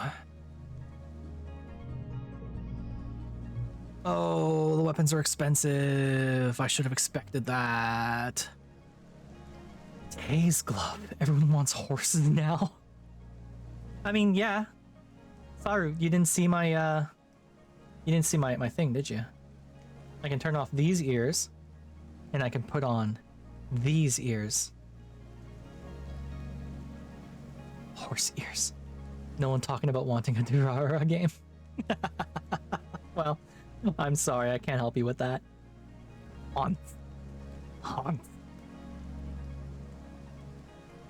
But these ears were paid for. I cannot get rid of them. The ears must stay. Sports ball. Plas cutter. Tase gloves, drone rifle. Targeting auto helm. Autoplay best hand. 4 plus 50 combat. 2 times bonus for strength. Holy shit. Should we save up for this? I'm not getting any kudos though from working my defense training. Damn. And I do need to de-stress a touch. Alright, well. Let's take a break, I guess. Lots of kids treat the lounge as an informal study hall, especially Tangent, and Mars too, sometimes, if she's trying to impress Tangent. You crack open a textbook on your holopalm and read about some old dead Earth poets.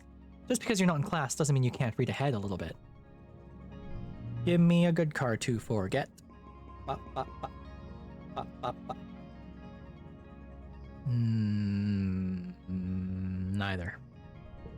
Yep. There's a commotion in the square. An expedition's vehicle has driven through the gates and is idling in the middle of the square, an unusual sight. People come down from command to investigate. Oh. I want to play as the one bartender just so we can have the one scene of him knocking a random out of their clothes to be reanimated in 3D with a full 360 cam spin? I have never watched Durara Saru, so I actually don't recognize the reference. I'm sorry. I don't know what you're talking about. But, hey, Utopia? I am into Utopia. Young surveyor who loves speeding across the planet on her glider. I'm into Utopia a little bit. Utopia gets out of the vehicle and trudges over to Uticott. After a brief conversation, you see Uticott gesture for people to unload the vehicle and clear the area. You stay out of the way to see what they're unloading. It's a body. Chief Surveyor Tonan's body. My guy! Someone quickly covers him with a sheet, but not before the image of his torn open body is seared into your memory.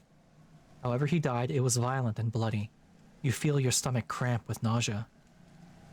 My guy! What happened? Dice asks, coming over to crouch around the corner with you. You share that Uncle Tonan is dead, and he stares at the sheet-covered body intensely, as if he could see through it. Did they say how? I'm sure they'll tell us later. Dice frowns. No, they won't. They'll just tell us something happened, the same way a bunch of animals just happened to attack the colony. They don't want us to know about the monsters and other worse stuff. They want us to think everything is fine, but it's not. This planet isn't as nice as they say it is. He shakes his head. They hate that they can't control us. You and Dice watch the adults carry Uncle Tonan's body away.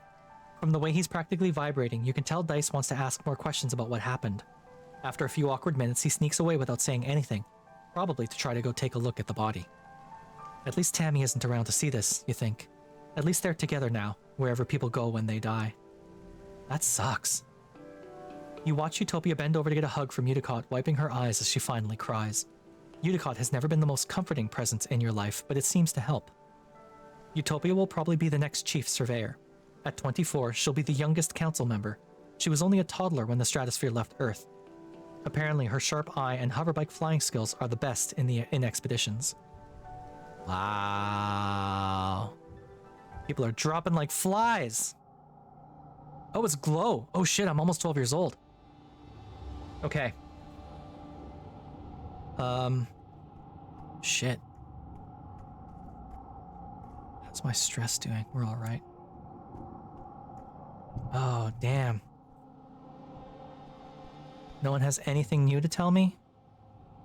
Okay. Well. I want... I drop like a fly every time I see you, and that's a freebie. Hi, Robin. Welcome to the show. We're not going to go for too much longer in case anyone's worried about that. We're going to figure out what's going on, and then call it quits for the day because I'm getting hungry. I want to eat. There's some taco meat in the fridge. I might make a taco. Yeah, you too? Mood. Okay, I want to... I want to do more combat training. But at the same time, I want to get paid a little bit, so we'll shovel dirt like we did last time. Pick an activity, shovel dirt. The geoponics domes are a comforting beacon of light during glow, while everything else is throwing off an unsettlingly alien light. The domes are stable, dependable, human. You like spending time in them, tending to the seedlings that will be transplanted into the fields and pollen. Let's shovel some dirt. Shovel that dirt. Ooh, hell yeah. If I do this, this, and this. Big win! Super goal, let's go. Shovel that dirt better than anyone. It's been a quiet glow, but the grim, surreal darkness of the season reminds you of last year's violence. As the month wears on, you overhear arguments at dinner, adults worrying that an attack is still coming, and others who think the first one was a fluke. Survivors mention seeing new tracks in the forest, but are shushed so people don't panic. The gates are closed. You drill emergency procedures, filing soundlessly from the classroom to the creche to hide under tables, waiting for the sirens to call the all clear. You drill and prepare and worry, but nothing happens. Then, just as glow is starting to wane, the toxic purple spill of the wormhole fading as the sun almost rise past the... Let me try that read again. Let me make that sound like human. Then, just as glow is starting to wane, the toxic purple spill of the wormhole fading as the suns almost rise past the horizon again, the sirens start. Back it up. You're reading a holo novel in bed when you hear them, followed by the stomp of boots down the hallway outside your quarters. An alert flashes on your holopalm. Shelter in the creche, this is not a drill. But I have 35 combat. You get another message from your dad. Me and Mom are gonna stay in the greenhouses. We're safe. Just follow Auntie Anne to the creche and wait for us, okay? Don't worry, we're way more prepared than we were last year. Love you, stay safe. You could go to the creche where you belong, or you could follow the security guards and see what's happening at the gate, and I need more bravery than I've got. I'm short 2 bravery. No, my parents are gonna die. Oh, go to the creche. You head for the children's creche. Even with just the emergency lights on, your feet could never forget the way. When you get there, you spot Tangent and Dice huddled together on the beanbag chairs. Dice is stone-faced, as usual, and he's holding Tangent in his arms. You can't remember the last time you saw them this close. Tang must be really scared. Damn. You take a seat on a beanbag chair and wait. Other children filter into the room after you. Nemi, her little brothers, Nougat. You don't see him, so Cal must be sheltering with your parents in the greenhouse. It's just like last time, Cal's gonna die. You hope they're okay. Talk to Dice and Tang. It's so dumb they won't let us outside, Dice grumbles. We live here too. We deserve to know what's going on. They're treating us like little kids. I'm not even scared.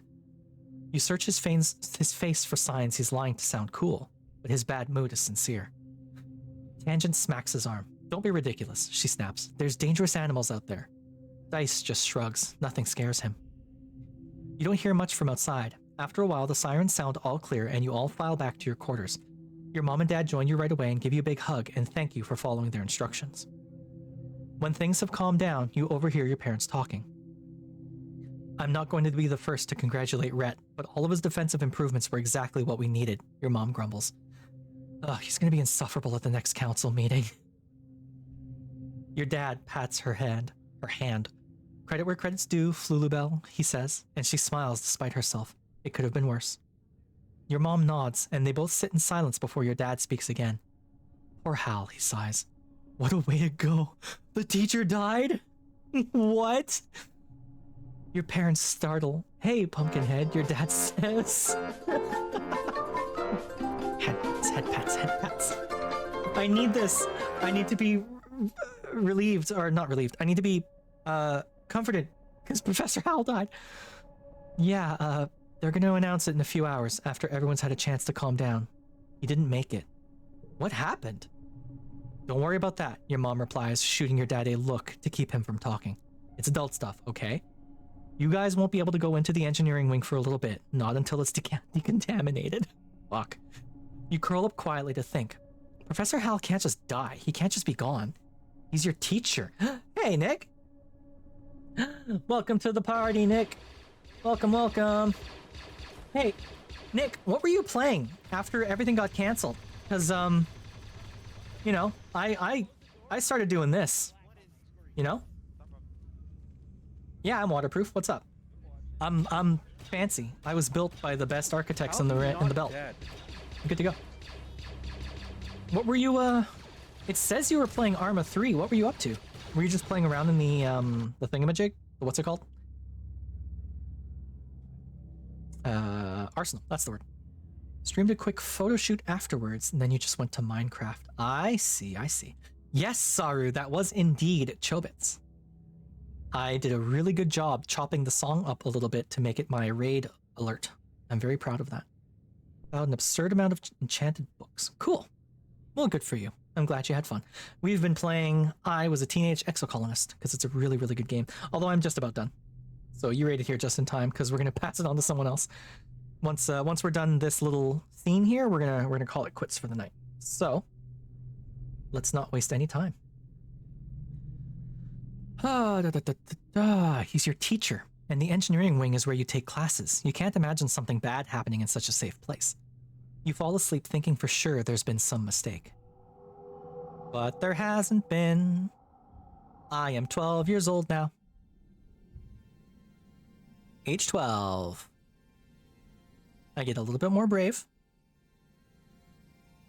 I get a little bit more organizing. A lot more toughness. A lot more combat. Or is this what I got? This is a recap of the things I got, isn't it? I see. And these are my cards. All right. Tangent and I aren't friends. Anemone and I are very good friends. Start age 12. New perk. +1 to physical cards. Red cards get +1 in physical challenges. Neat. Cool. Yeah, okay. So that was just a recap of the stuff I got. Cool. All right. We are going to save this. Save. And we're going to call it there. So, let me get my stuff up. Which belt? The belt. This is the outwards, you know? Out past Jupiter a little bit.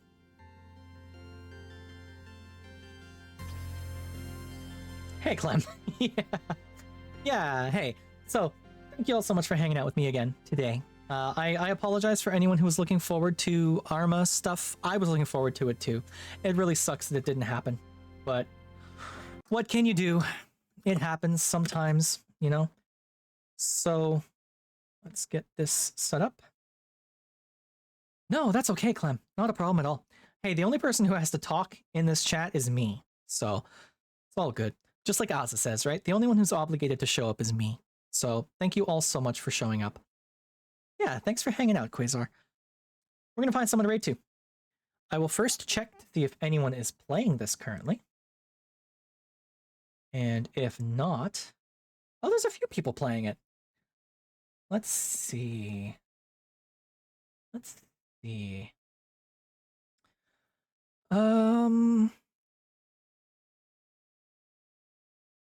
Good rules from this one.